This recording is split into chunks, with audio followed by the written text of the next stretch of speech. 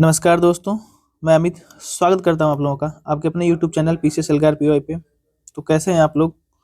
उम्मीद करते हैं अच्छे ही होंगे और आप लोगों की पढ़ाई भी सही तरीके से चल रही होगी। तो जैसा कि हमारे चैनल पे मनीष सर के द्वारा महेश बर्नवाल की जो किताब आती है उसको कंप्लीट करवा रहे थे, तो उसी श्रृंखला में आज हम लोग इसका मध्यकालीन भारत का जो इतिहास है उसको देखेंगे।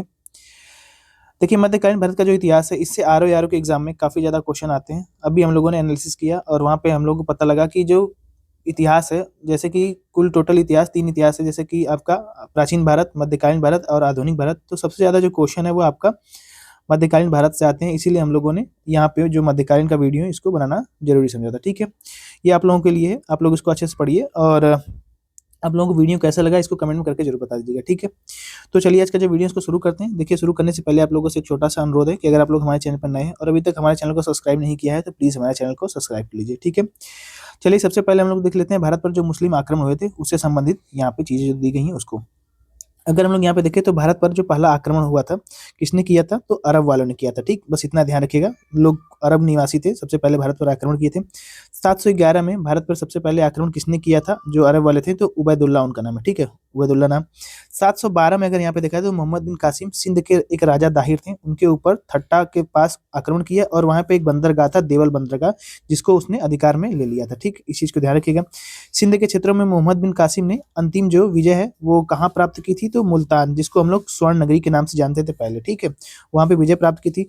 अब वहाँ पे सबसे पहले जब ये आ गया तो फिर उसके बाद यहाँ पे दूसरा कोई आया जजिया कर लगाने वाला। प्रथम यहाँ पे शासक कौन था? तो मोहम्मद बिन कासिम था। इस चीज को ध्यान रखिएगा। ठीक है? अब सिंध क्षेत्रों में अरब के द्वारा प्रचलन प्रारंभ किया गया, तो ऊंट पालन और खजूर की खेती करना वहां पे प्रचलन में आया। ठीक है? जैसे अरब वाले करते थे। ठीक है? अरब के बाद फिर भारत पे किसने आक्रमण किया? तो तुर्कों ने आक्रमण किया। दूसरा विदेशी या मतलब कि आक्रमणकारी कौन है? तो आपका तुर्क हो जाएंगे। ठीक है? इसको ध्यान रखिएगा। तुर्क में सबसे पहले गजनी वंश का एक संस्थापक है अलप्तगीन, गजनी के द्वारा यहाँ पे आक्रमण किया गया था। प्रथम तुर्की आक्रमण किसके द्वारा भारत पे किया गया था? उसका नाम था सुबुक्तगीन, गजनी के द्वारा था ये। ठीक है? गजनी से था। अब उसके बाद आ जाते हैं 712 ईस्वी में भारत पर सबसे पहले सफल मुस्लिम आक्रमण जो है वो किसने किया था? तो मोहम्मद बिन कासिम। ये अच्छा प्रश्न है, यहाँ से ये चीजें पूछ ली जाती हैं, इसको आप लोग ध्यान रख लीजिएगा। ठीक है? सफल आक्रमण है तो सबसे पहला आक्रमण यही माना भी जाता है। आगे देखते हैं, यहाँ पे सुबुक्तगीन गजनी ने अपने आक्रमण के दौरान पश्चिमोत्तर भारत, जो आपका पाकिस्तान और अफगानिस्तान वाला क्षेत्र है, वहां के भारत के किस हिंदू शासक को पराजित किया था? तो उनका नाम था जयपाल। ठीक है? वहां पे उनका शासन था जयपाल का। उन्होंने मतलब कि जो सुबुक्तगीन गजनी आया था वो उन्हें पराजित किया था। ठीक है?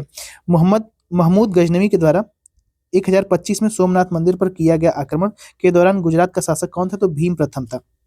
अब महमूद गजनवी भारत पे कुल 17 बार आक्रमण करता है। 1000 से लेकर 1027 मतलब 27 वर्षों के बीच में ये 17 बार भारत पे आक्रमण करता है। और वो 1025 में जब आक्रमण किया था सोमनाथ मंदिर पे, गुजरात में है ये, तो वहां का शासक पूछ रहा है तो भीम प्रथम उनका नाम था। ठीक है? इसको ध्यान रख लीजिएगा। और इसका जो मुख्य उद्देश्य था भारत पे केवल धन को लूटना था। यहाँ पे साम्राज्य अपना स्थापित नहीं करना था, केवल धन को लूटना था। इस चीज को ध्यान रख लीजिएगा। ठीक है? आगे देख लेते हैं क्या दिया हुआ है। तो महमूद गजनवी के बारे में दिया है कि महमूद गजनवी के साथ भारत पर आने वाला प्रसिद्ध इतिहासकार कौन था? अलबरूनी, एक लेखक था। इसके बारे में यहाँ पे चीजें दी गई हैं, लेखक। ठीक है? अलबरूनी द्वारा एक किताब लिखी गई थी जिसका नाम है किताब उल हिंद, ध्यान रखिएगा। एक उतबी है, उसके द्वारा किताब उल यामनी लिखी गई थी। और फिरदौसी के द्वारा लिखा गया था शाहनामा। ठीक है? फिरदौसी को पूर्व का होमर कहा जाता है। ठीक? इनकी रचना है ये, किताब का नाम है। सीधे सीधे यहाँ पे मिलान करने के तरीके से क्वेश्चन पूछ लेता है हम लोगों के एग्जाम में। ठीक है? तो ये हम लोगों ने देखा। अब आइए देख लेते हैं महमूद गजनवी के पश्चात मोहम्मद गौरी भारत पर आक्रमण करता है। ठीक? मोहम्मद गौरी लगभग 1175 ईस्वी में मुल्तान पर आक्रमण करता है, लगभग इसके 100 साल के बाद, 150 साल के बाद। जैसे कि यहाँ पे ये आया था ना आपका गजनवी, उसके बाद ये 150 साल के बाद लगभग ये आक्रमण करता है गौरी। इस चीज को ध्यान रखिएगा। 1175 ईस्वी में मोहम्मद गौरी को वर्ष 1178 ईस्वी में अहिलवाड़ा यानी कि पाटन पर आक्रमण करने के दौरान किसके द्वारा पराजित किया गया था? तो भीम द्वितीय को यह पराजित करता है, जिनका मूल राज है। ठीक? तराइन का प्रथम युद्ध और द्वितीय युद्ध के बारे में यहाँ पे चीजें दी गई हैं। देखिए, तराइन का जो प्रथम युद्ध है और द्वितीय युद्ध है किसके मध्य लड़ा गया था? तो मोहम्मद गौरी और पृथ्वीराज तृतीय के बीच में लड़ा गया था। अब जो प्रथम युद्ध हुआ था 1191 ईस्वी में, इसमें मोहम्मद गौरी हार गया था। लेकिन जब दूसरा युद्ध होता है तो उसमें मोहम्मद गौरी क्या हो जाता है? जीत जाता है। ठीक है? इस चीज को ध्यान रख लीजिएगा आप लोग। आगे यहाँ पे चीजें दी गई हैं उसको भी थोड़ा सा देख लेते हैं। आगे यहाँ पे क्या है, मोहम्मद गौरी ने कन्नौज के शासक जयचंद को किस युद्ध में पराजित किया था? तो चंदावर के युद्ध में पराजित किया था, 1194 ईस्वी में ये होता है। ठीक है, इस चीज को भी ध्यान रख लीजिएगा आप लोग। आगे यहाँ पे मोहम्मद गौरी के साथ भारत आने वाला जो प्रसिद्ध सूफी संत थे वो कौन थे? ये देखिए भैया पूछ लेता है, बहुत ही इंपॉर्टेंट है। इनका नाम है मोइनुद्दीन चिश्ती। सिक्कों पर यहाँ पे लक्ष्मी देवी मतलब कि लक्ष्मी माता की आकृति किस मुस्लिम शासक के द्वारा बनवाई गई थी? तो मोहम्मद गौरी के द्वारा बनवाई गई थी। इस बात को भी ध्यान रख लीजिएगा। अब आ जाते हैं बख्तियार खिलजी के बारे में, थोड़ा सा दिया हुआ है। तो बख्तियार खिलजी मोहम्मद गौरी का एक साधारण सा दास था जिसने बंगाल और बिहार पर विजय प्राप्त की थी। इसने अपने आक्रमण के दौरान नालंदा एवं विक्रमशिला विश्वविद्यालय को नष्ट करवा दिया था। ठीक है, और मोहम्मद गौरी की मृत्यु के पश्चात उसके साम्राज्य पर किन तीन गुलामों के द्वारा नियंत्रण स्थापित कर लिया गया था? तो इनका नाम आप लोग थोड़ा सा ध्यान रख लीजिएगा, यालदौज, कुबाचा और कुतुबुद्दीन ऐबक। ठीक है, इन तीन गुलामों के द्वारा मोहम्मद गौरी का जो साम्राज्य था उस पर नियंत्रण स्थापित कर दिया गया था। ठीक है, एक यहाँ पे फैक्ट दिया हुआ है, इसको भी हम लोग थोड़ा सा देख लेते हैं। क्या है? भारतीय जनता के लिए हिंदू शब्द का सबसे पहले प्रयोग अरबों के द्वारा किया गया था। इसको ध्यान रख लीजिएगा। ठीक, अभी इस चर्चा में ये शब्द आगे देख लेते हैं। दिल्ली सल्तनत से संबंधित, तो दिल्ली सल्तनत के बारे में यहाँ पे देखने से पहले हम लोग देखेंगे दिल्ली सल्तनत पे कितने लोगों ने राज किया था, फिर उनका क्रम पूछ लेता है एग्जाम में, और उनका काल भी पूछ लेता है कब से कब तक ये रहे हैं। ठीक है, तो सबसे पहले यहाँ पे ये चीज देखिए जो है, सबसे पहले शुरू करते हैं इलबरी वंश से। ठीक है, तो इलबरी वंश में आपका गुलाम वंश आ जाते हैं। ठीक, गुलाम वंश आ जाते हैं, इस बात को ध्यान रखिएगा। अब गुलाम वंश का जो काल था, यहाँ पे गुलाम वंश में 11 शासक होते हैं, 11 शासक होते हैं गुलाम वंश में, और इनका जो समय था वो 1206 ईस्वी से लेकर के 1290 ईस्वी तक रहता है। ठीक, 1206 से मतलब कि 1206 से 1290 तक रहता है, इस चीज को ध्यान रखिएगा। इसके बाद गुलाम वंश के बाद यहाँ पे खिलजी वंश आता है, इसमें 5 शासक होते हैं, और यहाँ पे 1290 से लेकर के 1320 तक ये रहते हैं। ठीक है, लगभग 30 साल ये रहते हैं। उसके बाद खिलजी वंश के बाद तुगलक वंश आ जाता है। तुगलक वंश में कुल 9 शासक होते हैं। अब इनका जो कार्यकाल है वो कब से कब है? तो 1320 से, जब यहाँ पे खिलजी वंश समाप्त होता है तो 1320 से लेकर के 1394 से 98 तक ये आपका तुगलक वंश आखिरी रहता है। फिर उसके बाद तुगलक वंश के बाद सैयद वंश की स्थापना हो जाती है। सैयद वंश में कुल 4 शासक आते हैं, तो इसमें आपका खिज्र खां पहले आ जाते हैं। अब इसका जो कार्यकाल है इसको देखिए, 1414 से लेकर के 1451 तक है। ठीक है, 50 मतलब कि लगभग 40 वर्ष 36 वर्ष तक ये आपका शासन करते हैं। सैयद वंश के बाद ये लोधी वंश आ जाता है, इसमें कुल टोटल 3 शासक होते हैं, और इनका जो कार्यकाल है 1450 से लेकर के 1526 ईस्वी तक रहता है। ठीक है, उसके बाद यहाँ पे जो है मुगल आ जाते हैं, 1526 में बाबर आ जाता है ना, तो वहां से मुगल काल स्टार्ट हो जाता है। तो यहाँ पे ये चीजें हम लोगों ने देखी। फिर इसका थोड़ा सा हम लोग जो काल है वो देख लेते हैं, क्योंकि यहाँ पे थोड़ा सा देख लेंगे तो भले याद ना हो, लेकिन एक बार दिमाग में चीजें आ जाएंगी। ठीक है, कुतुबुद्दीन, सबसे पहले इसके बारे में एक फैक्ट जानिए कि इसने ही राजधानी लाहौर बनवाई थी। ठीक है, फिर उसके बाद एक इल्तुतमिश आता है, उसने राजधानी को दिल्ली बनवा दिया था। ये चीजें, 2 चीज ध्यान रख लीजिएगा। अब कुतुबुद्दीन ऐबक 1206 से लेकर 1210 तक रहता है, और इल्तुतमिश आ जाता है आपका 1210 से 1236 तक रहता है। इल्तुतमिश के बाद यहाँ पे रजिया सुल्तान उसकी पुत्री बनती है, पहली यहाँ पे देखा जाए तो महिला शासिका बनती है 1236 से लेकर 1339 तक। फिर उसके बाद यहाँ पे आ जाते हैं आपका मोइनुद्दीन, बहराम शाह, अलाउद्दीन मोहम्मद शाह, ये सारे लोग आ जाते हैं। और इसमें लास्ट में सबसे ज्यादा ध्यान देने वाली चीज ये है कि बलबन का एक काल चलता है, बलबन का काल, उसका जो काल है 1265 से लेकर के 1287 तक रहता है। ठीक है, इस बात को ध्यान रखिएगा, 1265 से 1287 ये आपका गयासुद्दीन बलबल का काल है, क्योंकि यहाँ पे इसके बाद आपका जो यहाँ पे देखा जाए तो बलबन का काल जो बहुत इंपॉर्टेंट दिखाई दे रहा है। ठीक है, फिर यहाँ पे एक क्यूमर्स है, वो लास्ट हो जाएगा आपका। जो गुलाम वंश है उसमें सबसे आखिरी में कौन होता है? तो क्यूमर्स 1290 तक। ठीक है, अब यहाँ पे खिलजी वंश में आपका, खिलजी वंश में अगर देखा जाए तो जलालुद्दीन फिरोज शाह खिलजी आते हैं पहले पे, फिर उसके बाद सबसे आखिरी में यहाँ पे 1320 तक कौन रहता है? तो नसीरुद्दीन खुसरो।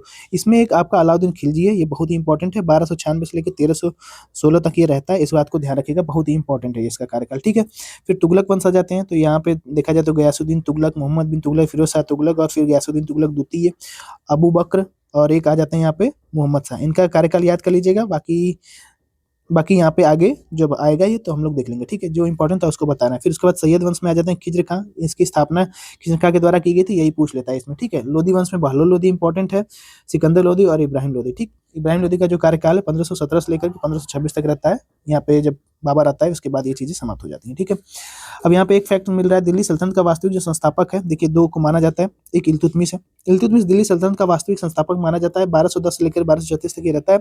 और इल्तुतमिश ने दिल्ली सल्तनत के स्थायित्व के लिए अनिवार्य जो कार्य जैसे कि तुर्काने चहलगामी का गठन किया था, विरोधियों का दमन और नए प्रकार के सिक्के का चलाना प्रारंभ किया था। ठीक है, इल्तुतमिश ने यहाँ पे सुल्तान ए आजम की उपाधि धारण की थी और इसने ही दिल्ली को अपनी राजधानी बनवाया था सबसे पहले, ये चीजें ध्यान रख लीजिएगा। ठीक है, अब आ जाते हैं गुलाम वंश में। गुलाम वंश का जो काल है ये देख लीजिए 1206 से लेकर के 1290 तक रहता है। इंपॉर्टेंट इसमें क्या चीज है इसको देख लेते हैं। देखिए यहाँ पे अगर देखी जाए जो गुलाम वंश है तो गुलाम वंश की स्थापना किसके द्वारा की गई थी?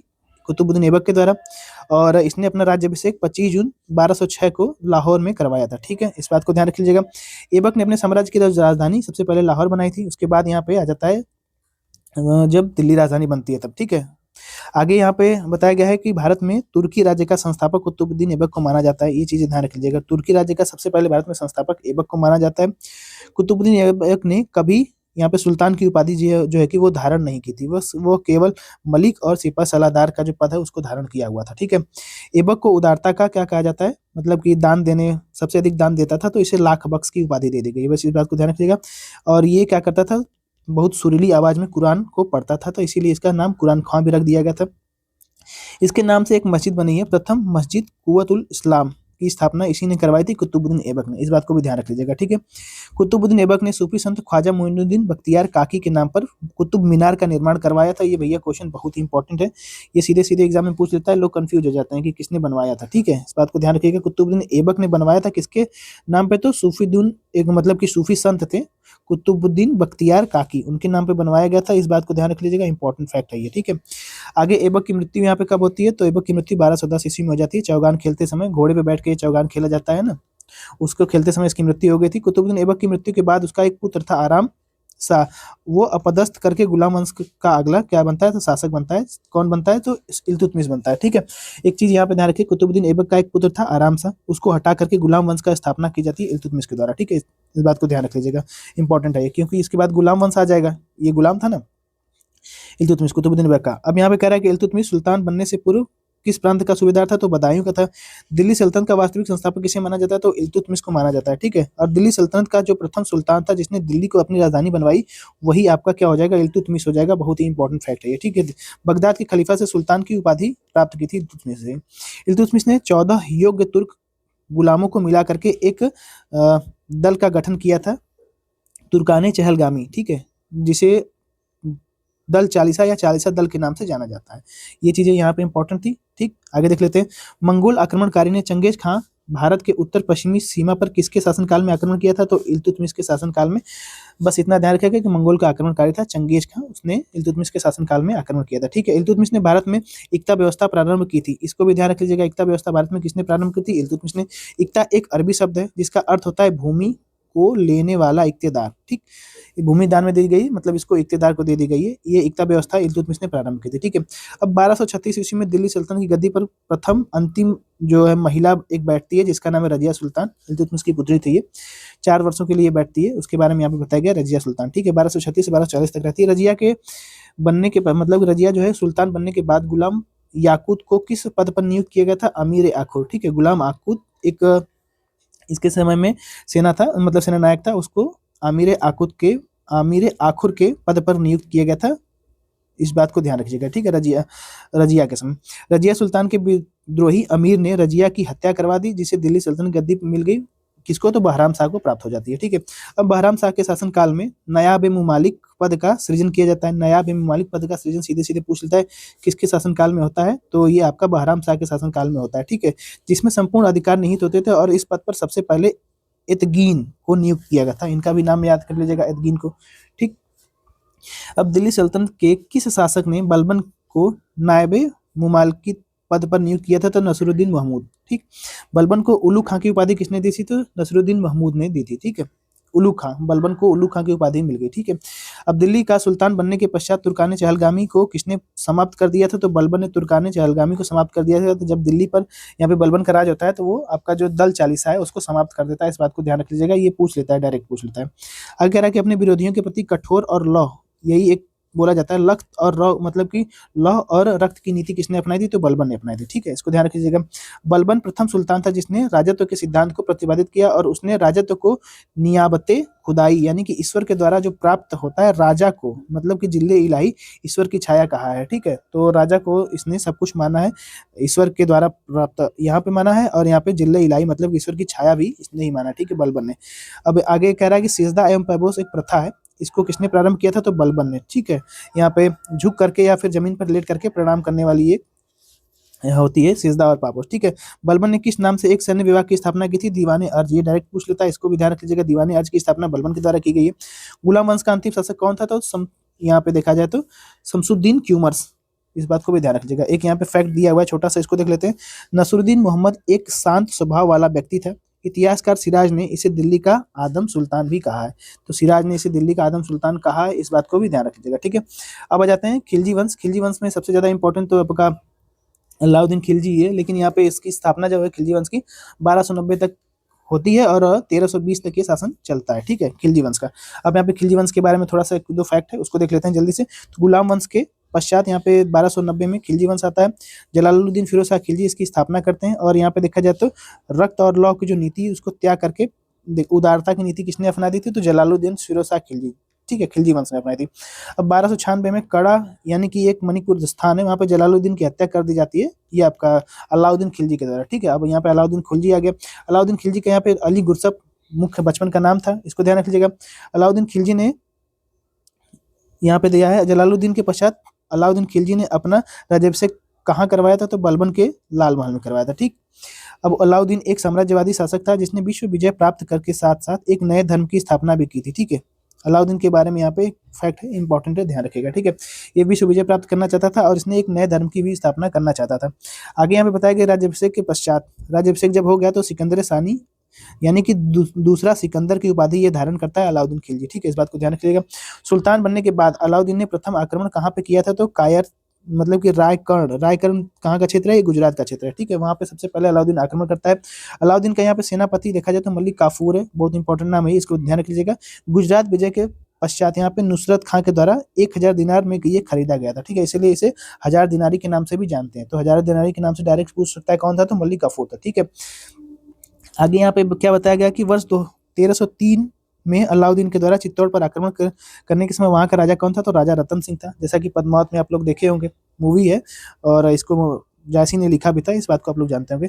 यहाँ पे आगे कह रहा है कि विंध्याचल पर्वत श्रेणी को पार करके दक्षिण भारत पर आक्रमण किसने किया था दिल्ली सल्तनत से संबंधित? तो ये आपका अलाउद्दीन खिलजी था। ठीक है, सबसे पहले यहाँ पे दक्षिण में आक्रमण इसी ने ही किया था दिल्ली सल्तनत में। अलाउद्दीन के दक्षिण अभियानों का सेनापति कौन था? तो मलिक काफूर ही था। तेलंगाना यानी कि वारंगल वाला क्षेत्र जिसके शासन प्राप्त करता जो है रुद्रदेव द्वितीय ने मलिक काफूर को विश्व प्रसिद्ध कोहिनूर हीरा, जो कि बाद में डलहौजी वगैरह से ये होते हुए इंग्लैंड जाता है, फिर अभी वहीं पे, तो उसके बारे में यहाँ पे बताया गया कि तेलंगाना के एक शासक थे प्रताप रुद्रदेव द्वितीय, उन्होंने मलिक काफूर को ये आपका जो कोहिनूर हीरा भेंट किया था, जिसे मलिक काफूर अलाउद्दीन खिलजी को देता है। फिर खिलजी से होते हुए मतलब कि ये भारत से होते हुए आपका पाकिस्तान से होते हुए कहाँ चला जाता है? इंग्लैंड चला जाता है। ठीक है, अभी रानी के यहाँ पे जो इंग्लैंड की महारानी है उनके आप लोग जो मुकुट होता है उस पर लगा हुआ देखेंगे, अभी भी चाहे तो देख सकते हैं। ठीक है, आगे यहाँ पे जो चीजें बताई गई हैं उसको देख लेते हैं जल्दी से। अलाउद्दीन खिलजी के दक्षिण अभियान ये पूछ लेता है डायरेक्ट, और यहाँ पे क्वेश्चन भी आ जाता है ऐसे। ठीक है, तो यहाँ पे कह रहा है कि देवगिरी में इसने आक्रमण किया था और शासक वहाँ के थे रामचंद्र देव।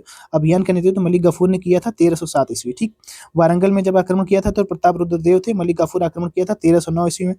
यहाँ पे द्वार समुद्र मलिक गफूर आक्रमण किया था 1310 ईस्वी में। यहाँ पे वीर भल्लार तृतीय शासन करता था। ठीक है, पांड में ये आक्रमण किया था तो वीर पांड यहाँ पे शासन करने वाले थे, और दिल्ली सल्तनत की ओर से यहाँ पे देखा जाए तो मतलब कि खिलजी वंश की ओर से मलिक काफूर आक्रमण करता है 1311 ईस्वी में। ठीक, ये हो गया। अब आ जाते हैं आगे थोड़ा। मलिक गफूर के द्वारा प्रथम मतलब सबसे पहले किस दक्षिण भारतीय राज्य पर आक्रमण किया गया था? तो सबसे पहले देवगिरी पर आक्रमण किया गया था। ठीक है, वारंगल वाले क्षेत्र में। अब यहाँ पे दिल्ली सल्तनत का वह कौन सा सुल्तान था जिसने नगद वेतन के साथ स्थायी सेना का गठन किया था? तो अलाउद्दीन खिलजी अपने जो है कि सेना थी उसको नगद वेतन देता था, इस बात को ध्यान रख सकते हैं, इस प्रकार से याद हो जाएगा। अलाउद्दीन के द्वारा सेना में भ्रष्टाचार रोकने के लिए यहाँ पे एक योजना बनाई गई थी, घोड़ों के दागने की प्रथा। ठीक है, और हुलिया प्रथा किसके द्वारा? तो भ्रष्टाचार रोकने के लिए अलाउद्दीन खिलजी के द्वारा ये चीजें बनाई गई थी। चराई कर और गृह कर एक प्रकार का कर होता था, चरी घरी इसको कहा जाता था लोकल भाषा में। ठीक है, लगाने वाला प्रथम जो शासक था अलाउद्दीन खिलजी था। सर्वाधिक मंगोल आक्रमण इसी के समय में हुआ था, खिलजी के समय में। ठीक है, ये डायरेक्ट क्वेश्चन पूछ लेता है वन लाइनर में। दिल्ली सल्तनत का वह सुल्तान था जिसने स्वयं को मतलब कि क्या घोषित किया था, तो स्वयं को, शायद यहाँ पे देखा जाए तो, अच्छा ठीक है, यहाँ पे दिल्ली सल्तनत का वह प्रथम शासक जिसने स्वयं को यहाँ पे क्या घोषित किया था, तो शायद मतलब कि दिल्ली पर इसने सीधा अधिकार कर लिया था। दिल्ली सल्तनत का वह प्रथम सुल्तान कौन था जिसने स्वयं को शायद खलीफा घोषित किया था, यहाँ पे खलीफा होना चाहिए, इस बात को थोड़ा सा आप लोग चाहें तो यहाँ नोट कर सकते हैं, ठीक है, या फिर मुझे ध्यान नहीं है, यहाँ पे इसको थोड़ा सा देख लीजिए, ये खलीफा ही होना चाहिए, ठीक है। बाकी घोड़े के नाल के आकार की मेहराब का प्रयोग सबसे पहले किसने किया था, तो ये आपका अलाई दरवाजा में प्रयोग किया गया था। किसके द्वारा किया गया था, तो ये अलाउद्दीन खिलजी के जो यहाँ पे मकबरा है वहीं पे किया गया था, ठीक है। अलाई दरवाजा ये शायद अलाउद्दीन खिलजी ने ही बनवाया था। अलाउद्दीन खिलजी के द्वारा सैनिकों के सस्ते मूल्य पर वस्तुओं को प्रदान करने का एक बाजार नियंत्रण नीति है। तो अलाउद्दीन खिलजी की बाजार नियंत्रण जो नीति है ना, इसके बारे में सीधे सीधे क्वेश्चन आ जाते हैं, इसको देख लेते हैं। बाजार नियंत्रण नीति के अधिकारी जो है मुख्य कौन कौन से, तो विभाग यहाँ पे दे रखा है और यहाँ पे अधिकारी दे रखा है। तो देखिए, बरीदे मंडी उसका अधिकारी था आपका बाजार निरीक्षक का, ठीक है। और यहाँ पे बाजार अधीक्षक कौन होता था, तो शहनाई मंडी होती थी। बाजार पर नियंत्रण कौन करता था, तो दीवाने रियात करता था, ठीक है, दीवाने रियासत करता था। और गुप्तचर का नाम क्या था, तो मनहयान इसका गुप्तचर का नाम था, ठीक है। आगे यहाँ पे एक फैक्ट दिया हुआ है, इसको देख लेते हैं क्या दिया हुआ है। पद्मावत के बारे में एक फैक्ट है। तो पद्मावत मलिक मोहम्मद जायसी के अनुसार अलाउद्दीन ने रानी पद्मावती की सुंदरता से प्रभावित होकर चित्तौड़ पर आक्रमण किया था। आगे देख लेते हैं। अब यहाँ पे आ जाता है गुलाम वंश, ठीक। गुलाम वंश का जो कार्यकाल होता है 1320 से लेकर 1414 तक रहता है। इसको थोड़ा सा देख लेते हैं जल्दी से।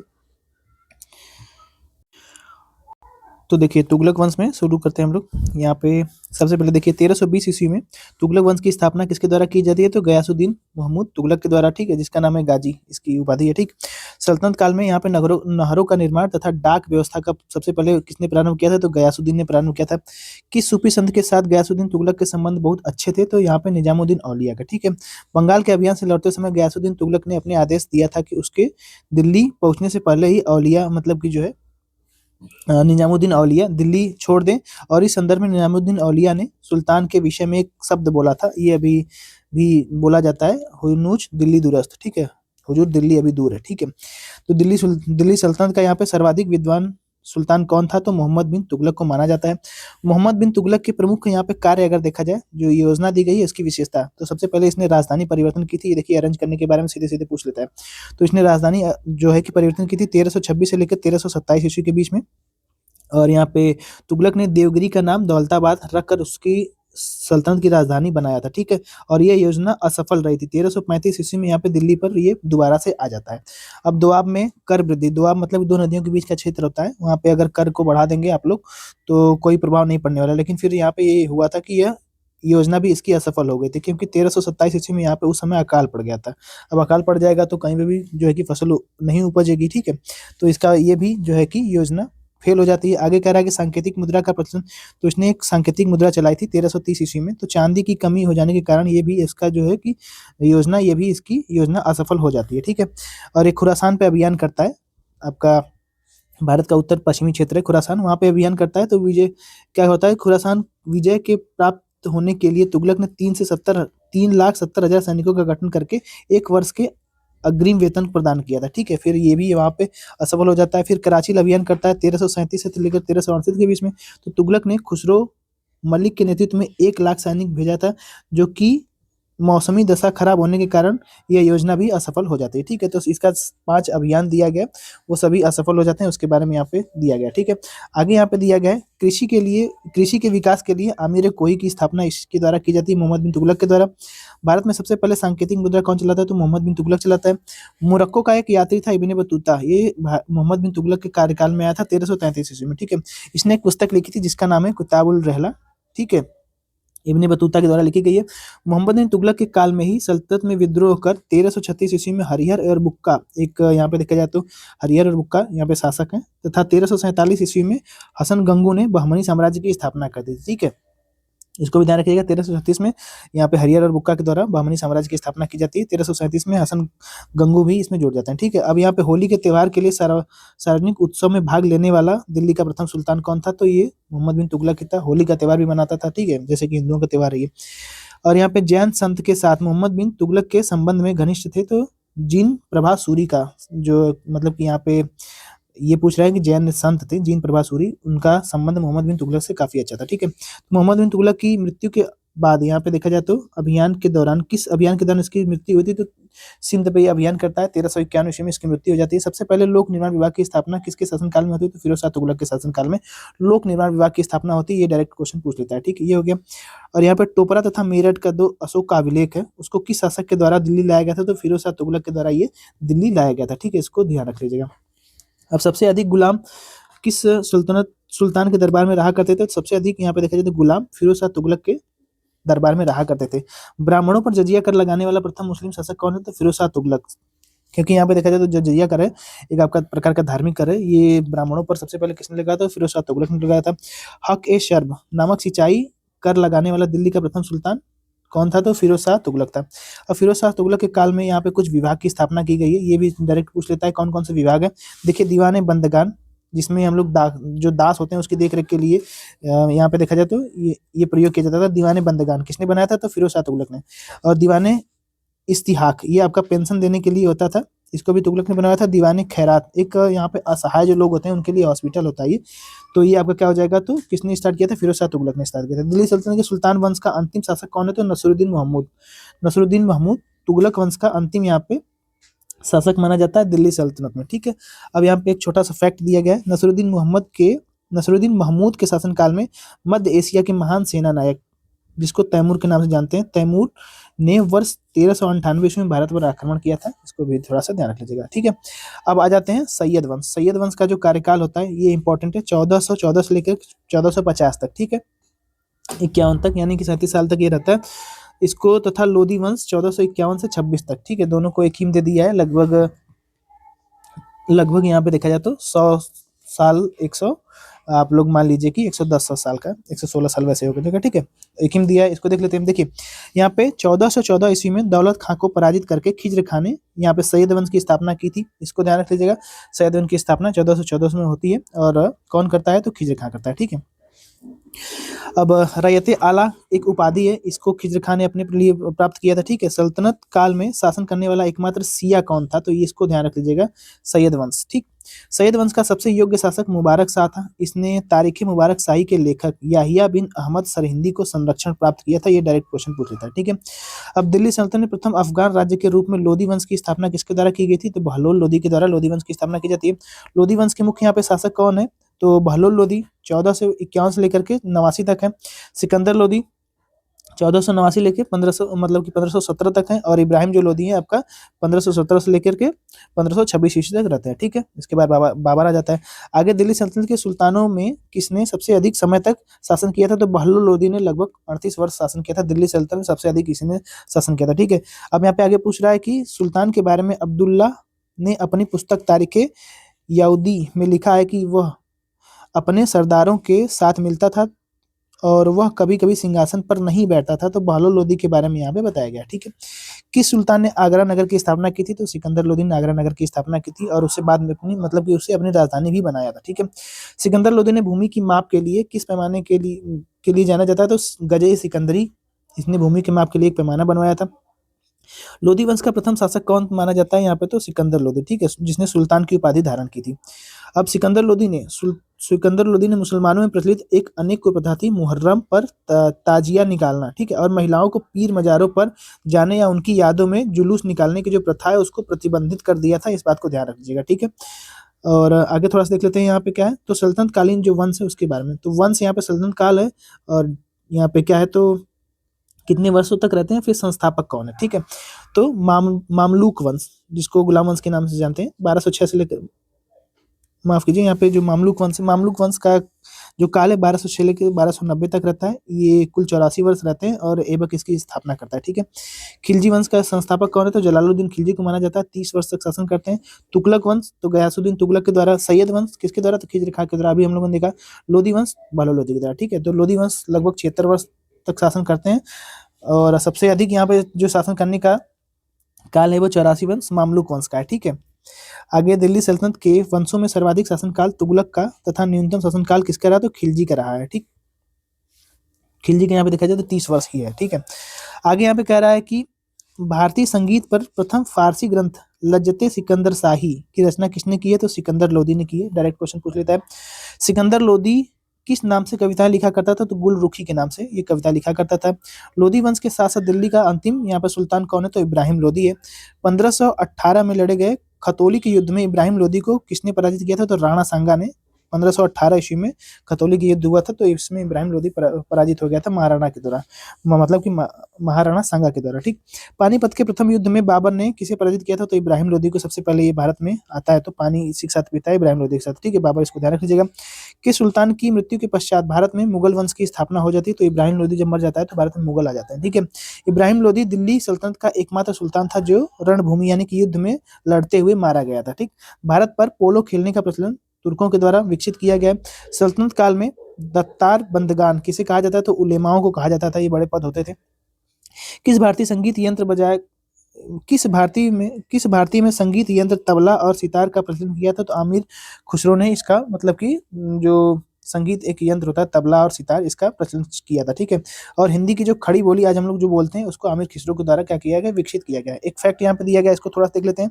फिरोज शाह तुगलक ने लगभग 300 नगरों की स्थापना की थी। फतेहाबाद, हिसार, जौनपुर, फिरोजाबाद, ये सारी चीजें शामिल है। ठीक है, लगभग उत्तर प्रदेश में ये सारे हैं। ये आगे आ जाते हैं। विजयनगर साम्राज्य, दक्षिण भारत का जो इतिहास है उसके बारे में थोड़ा सा देख लेते हैं। विजयनगर साम्राज्य का जो इतिहास है, ठीक है, ठीक है, इसको देख लेते हैं। यहाँ पे विजयनगर के बारे में बताया कि विजयनगर साम्राज्य की स्थापना 1336 ईस्वी में हरिहर बुक्का के द्वारा की जाती है।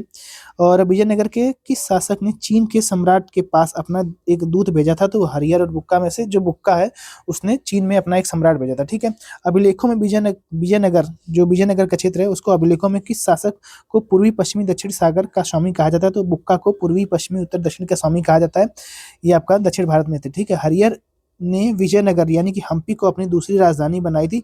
ये चीजें इंपॉर्टेंट है, ध्यान रखिएगा। और विजयनगर के जो ध्वंसावशेष यानी है वो हम्पी में ही विद्यमान है। ध्वंस मतलब विजयनगर जब समाप्त हो जाता है तो उसके जो अवशेष हैं वो हम्पी में ही आपको देखने को मिलेंगे। ठीक है। विजयनगर का पहला शासक कौन था? तो बहमनियों से गोवा किसने क्या किया था? छीना था। तो हरिहर द्वितीय ने गोवा छीन लिया था बहमनी से। ठीक है, बहमनियों से। ये विजयनगर के शासक थे हरिहर। आगे कह रहा है कि प्रसिद्ध विजय विठल मंदिर कहाँ पे अवस्थित है? तो ये भी हम्पी में अवस्थित है।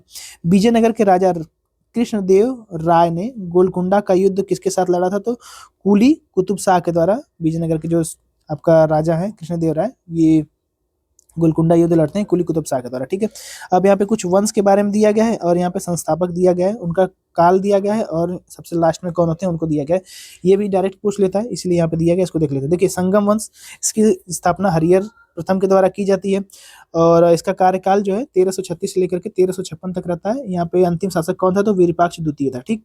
सुलू वंश, माफ कीजिए, यहाँ पे सालू वंश की स्थापना सालू नरसिंह के द्वारा की जाती है। 1485 से लेकर 1505 ईस्वी तक रहते हैं। फिर सुलू वंश आता है, वीर नरसिंह इसकी स्थापना करते हैं और सदा शिवराय सबसे लास्ट में इसमें होते हैं। ठीक है, शासक। और यहाँ पे आरवीडू वंश की स्थापना की जाती है, ये करते हैं तिरुमल। 1570 के बाद ये इसकी स्थापना करते हैं और सबसे लास्ट में आरवीडू वंश में कौन आता है? तो रंग तृतीय आता है। ठीक। अब आ जाते हैं थोड़ा सा आगे। विजयनगर साम्राज्य की वित्तीय व्यवस्था की मुख्य जो विशेषता है वो क्या थी? तो भू राजस्व व्यवस्था। ठीक। अब यहाँ पे अष्ट दिग्गज, ये थोड़ा सा चीज ध्यान रख लीजिएगा। कृष्णदेव राय के दरबार में अष्ट दिग्गज रहते थे। इसमें कौन थे? तो 8 तेलुगु कवि थे। ठीक है।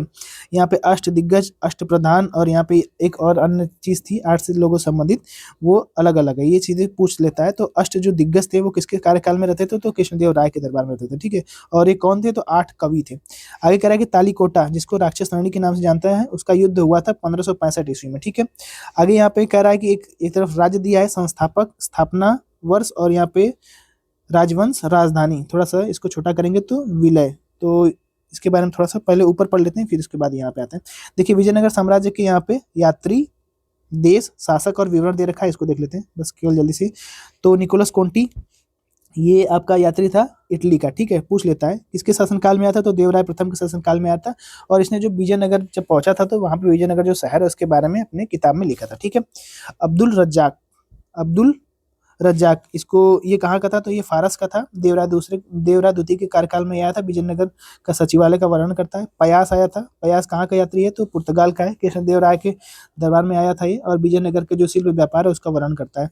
बारबोसा कहाँ का था, पुर्तगाली का था। कृष्णदेव राय के समय में आया था और सती प्रथा का विवरण करता है। और यहाँ पे सीजर फेडरिक पुर्तगाल का था, सदाशिव राय के कार्यकाल में आता है, सबसे आखिरी रहते हैं ना ये, उन्हीं के कार्यकाल में आता है। और उनकी जो राजधानी विजयनगर उसका वर्णन करता है। नुनीश कहाँ का था, तो ये आपका पुर्तगाल का था। यहाँ पे अच्युत देव राय के समय में ये आया था। सती प्रथा का उल्लेख इसने किया है। निकितन निकितन कहाँ का था, तो रूस का था। ठीक है, मोहम्मद तृतीय के कार्यकाल में आया था, और विजयनगर के यहाँ पे जो असमानता है उसका वर्णन इसने किया था। ठीक है, आगे कह रहा है कि प्रसिद्ध विजयनगर शासक कृष्णदेव राय के अधीन किस साहित्य का स्वर्ण युग कहा जाता है, तो तेलुगु का स्वर्ण युग कहा जाता है। जो विजयनगर साम्राज्य कृष्णदेव राय के समय में जो है वहाँ पर तेलुगु का स्वर्ण युग कहा जाता है। ठीक है, जब राजा वाडियार ने मैसूर राज्य की स्थापना की थी तब विजयनगर साम्राज्य का शासक कौन था, तो वेंकट द्वितीय था। ठीक, अपनी मदुरा विजय मदुरा विजय कीर्ति में अपने पति के विजय अभियानों का वर्णन करने वाली जो कवित्री है वो गंगा देवी है। इनका ये थोड़ा सा प्रश्न इंपॉर्टेंट है भाई, इसको आप लोग देख लीजिएगा। ठीक है, आगे यहाँ पे बताया कि होयसल की प्राचीन राजधानी द्वार समुद्र का वर्तमान में क्या नाम है, तो हेल्ब्रिड होयसल का अभी वर्तमान में नाम है। इसको भी आप लोग ध्यान रख सकते हैं। विजयनगर की प्राचीन राजधानी के स्रोत किन खंडहरों से मिलते हैं, तो ये आपका हम्पी के खंडहरों से मिलते हैं। ठीक है, अभी हम लोगों ने ऊपर भी देखा था। देखिए यहाँ पे वैदिक ग्रंथों में भाष्यकार शायण को आश्रय प्रदान किया गया, तो विजयनगर राजाओं के द्वारा यहाँ पे ये आपका आशय प्रदान किया गया था। ठीक है, अब यहाँ पे राजधानी दी गई है और संस्थापक, और फिर क्या दिया गया है, राजवंश, राजधानी, विलय, राज्य का नाम। ठीक है, तो यहाँ पे जो 5 राज्य के नाम है इसको थोड़ा सा देख लीजिए, और यहाँ पे हम लोग इसमें राजवंश जो है उनको केवल देखेंगे, बाकी आप लोग इसको पढ़ लीजिएगा। ठीक है, तो बरार की स्थापना 1484 में होती है। इमाद शाही यहाँ पे राजवंश की स्थापना होती है। ठीक है, और बीजापुर ये आपका 1489 में होती है। आदिल शाही इसके संस्थापक माने जाते हैं। अहमद शाह के संस्थापक निजामुद्दीन शाही माने जाते हैं 1490 में। और गोलकुंडा इसके जो संस्थापक है वो आपका कुतुब शाही माने जाते हैं 1512 में। और बीदर के संस्थापक हैं आपका बीदर शाही 1526 में माने जाते हैं। ठीक है, अब यहाँ पे एक छोटा सा फैक्ट दिया गया, इसको देख लेते हैं। देखिए यहाँ पे जो फैक्ट कह रहा है कि विजयनगर साम्राज्य 1336 से लेकर के 1646 ईस्वी तक मध्यकालीन दक्षिण भारत का एक प्रमुख साम्राज्य रहा करता था। ठीक है, अब आ जाते हैं दिल्ली में प्रशासन के संबंध में। चलिए यहाँ पे आपका दिल्ली सल्तनत में प्रशासन, इसको देख लेते हैं। देखिए यहाँ पे थोड़ा सा क्या है कि दीवाने मुस्तखराज ये किससे संबंधित है, तो अलाउद्दीन खिलजी से संबंधित है। ये एक पद था, मतलब कि एक विभाग है। इसकी स्थापना किसने की है, अलाउद्दीन खिलजी ने की है। अमीर और सुल्तान किस वर्ग से संबंधित है, तो आपका तुर्क वर्ग से संबंधित है। सल्तनत काल में सबसे अधिकांश इसी के समय में रहा करते थे। ठीक है, फिरोज शाह तुगलक के बारे में यहाँ बता रहा है कि फिरोज शाह तुगलक ने इस्लाम में धर्मांतरित किस व्यक्ति को अपना वजीर नियुक्त किया था, तो तैलंग, जो कि ब्राह्मण थे, वो आपके बाद में खाने जहाँ इनकी उपाधि थी। ठीक है, विजारत चरमत्कर किस राजवंश से संबंध के अंतर्गत हुआ था, तो तुगलक वंश में ये हुआ था। ठीक है, सल्तनत काल में भू राजस्व का सर्वोच्च ग्रामीण अधिकारी कौन होता था, चौधरी होता था। हक ए शर्ब जो एक प्रकार का कर है वो लगाया था किसने, तो मतलब कि सिंचाई का कर है ये, मतलब सिंचाई पर लगाया जाता था, जिसका नाम है हक ए शर्ब। ठीक है, अब यहाँ पे इस्लामिक शरीयत के अनुसार करों के प्रकार यहाँ पे दिया गया है। जजिया कर एक गैर मुस्लिम कर था। ठीक है, ये आपका देखा जाए तो एक प्रकार का धार्मिक कर भी माना जाता है।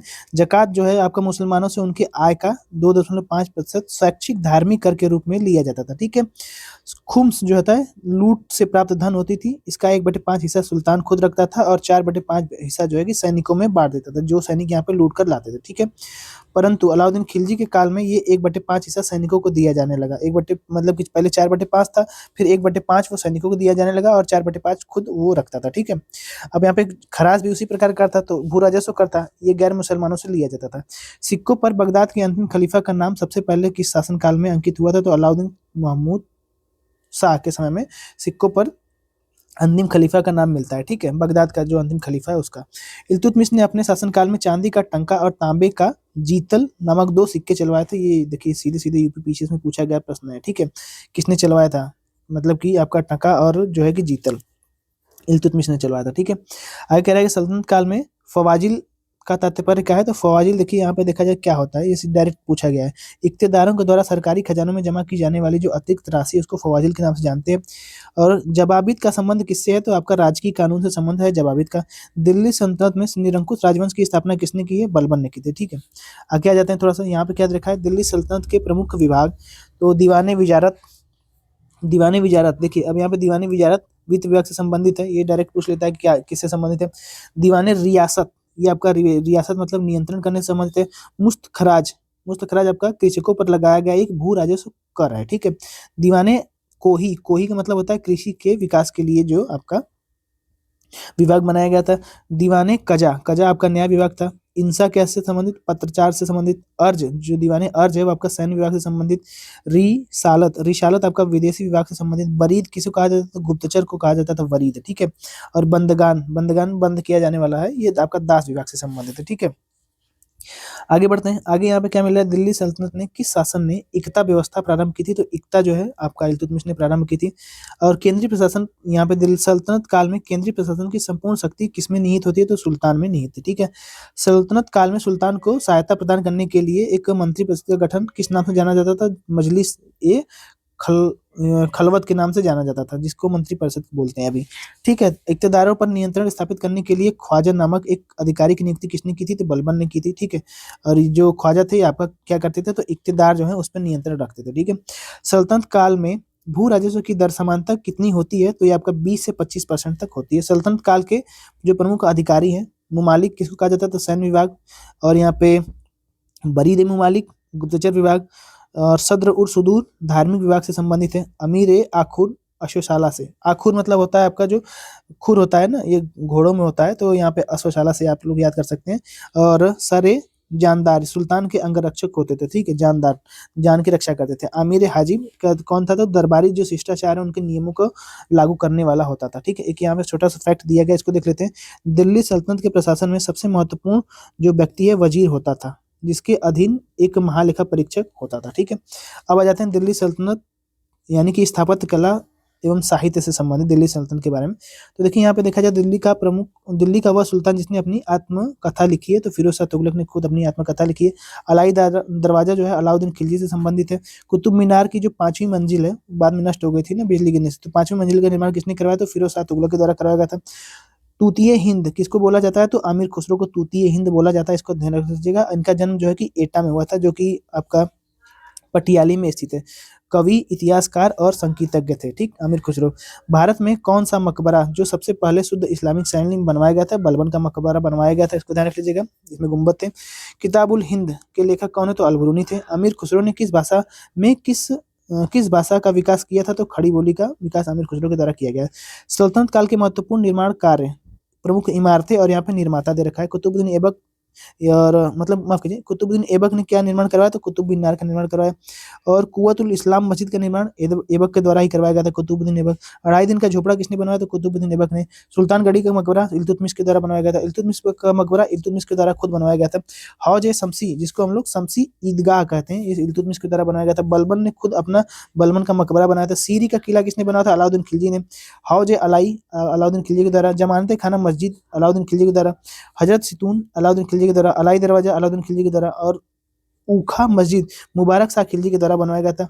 तुगलकाबाद का जो किला है वो आपका गयासुद्दीन तुगलक के द्वारा बनाया गया था। और गयासुद्दीन तुगलक का जो मकबरा है वो मोहम्मद बिन तुगलक ने बनवाया था, ठीक है।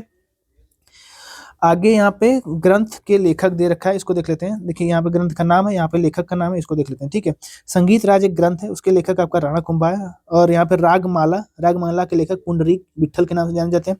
और यहाँ पे ताजुल मसीर, ये आपका हसन निजामी है। तारीख दिल्ली खुसरो के द्वारा। तारीख मुहम्मदी, ये आपका मोहम्मद बिन खान के द्वारा। तारीख हिंदी अलबरूनी के द्वारा। तारीख मुबारक शाही, और यहाँ पे अहमद बिन याह्या बिन अहमद सरहिंदी के द्वारा। ये देखिए डायरेक्ट पूछा गया प्रश्न, ठीक है। आगे यहाँ पे कह रहा है कि फतवाए जहांगीरी, इसको थोड़ा सा हम लोग इस फतवा जहांगीरी तो जियाउद्दीन बर्नी के द्वारा। और यहाँ पे क्या है, खजाइन उल फुतू अमीर खुसरो के द्वारा। तारीख फिरोज शाही शमसे सिराज, जिसको हम लोग आसिफ के नाम से जानते हैं, ठीक है। तुगलकनामा अमीर खुसरो के द्वारा। फुतुह फिरोज शाही, ये आपका फिरोज शाह के द्वारा। तारीख यामिनी उद्वी के द्वारा। और यहाँ पे तबकाते नासरी मिनहाज उल सिराज के द्वारा। रेहला जो है किताब कौन लिखता है, तो इल्तुतमिश माफ कीजिए, यहाँ पे इब्न बतूता लिखता है, ठीक है। आगे किस पुस्तक में एक आदर्श मुसलमान शासक के गुण होने के बारे में बताया गया, तो फतवाए जहांदारी में बताया गया। दिल्ली सुल्तानों ने मतलब दिल्ली के सुल्तानों ने किस भाषा का संरक्षण प्रदान किया था, तो फारसी भाषा का संरक्षण प्रदान किया था। और हिंदू मुसलमान के द्वारा यहाँ पे गान वाद्यों का जो सर्वश्रेष्ठ मिश्रण है वो आपका सितार के द्वारा माना जाता है, ठीक है। सितार दोनों बजाते थे। आमिर खुसरो शेख निजामुद्दीन औलिया दिल्ली के 7 सुल्तानों का शासनकाल देखते हैं।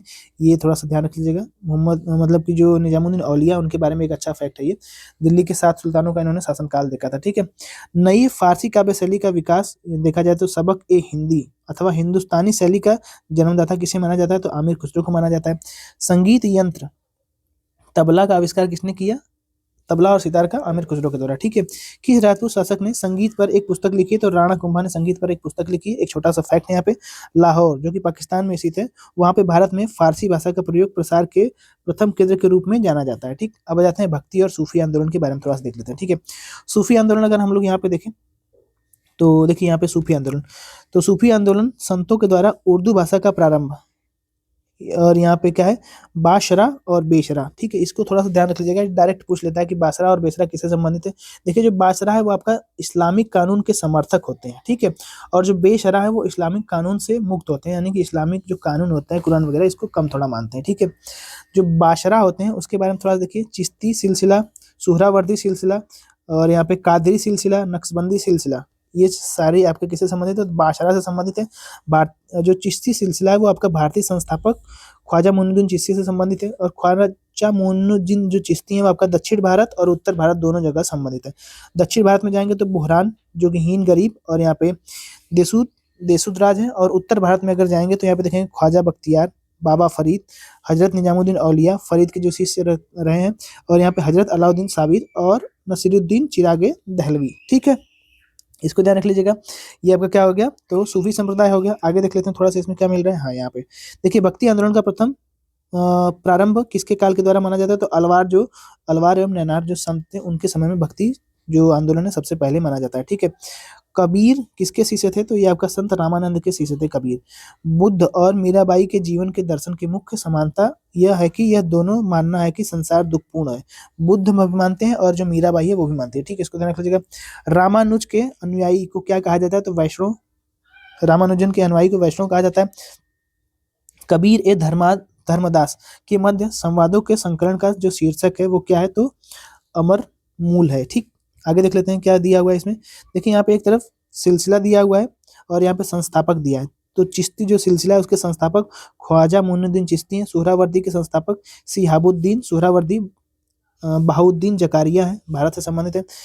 कादरी शेख अब्दुल कादरी जिलानी है। सत्तारी आपका शाह अब्दुल सत्तारी है, ठीक है। ये सिलसिला है, ठीक है। फिरदौसी सिलसिला के संस्थापक कौन है, तो शेख बदरुद्दीन है, और नक्शबंदी सिलसिला के जो शेख है आपका बाकी बिल्ला है, ठीक है। आगे देख लेते हैं रामानुजाचार्य के बारे में थोड़ा सा यहाँ पे दिया गया। देखिए रामानुजाचार्य ने किस दर्शन का प्रतिपादन किया था जिसमें ज्ञान से अधिक भक्ति को महत्वपूर्ण दिया गया है, तो ये आपका विशिष्ट द्वैतावाद से संबंधित है, ठीक है। कोई व्यक्ति किसी व्यक्ति से उसका धर्म संप्रदाय जाति न पूछे, यह कथन किसका है, तो संत रामानंद का है, ठीक। कामरूप जो कि असम में है, वैष्णव धर्म के संस्थापक एक लोकप्रिय हो गए थे, इनका नाम है आपका शंकर देव, ठीक है।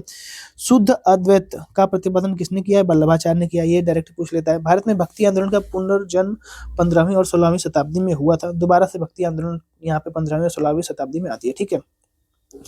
किस भक्ति संत ने स्वयं के संदेश को प्रचार के लिए सबसे पहले हिंदी भाषा का प्रयोग किया था, तो रामानंद ने सबसे पहले अपना प्रचार के लिए हिंदी भाषा का प्रयोग किया था।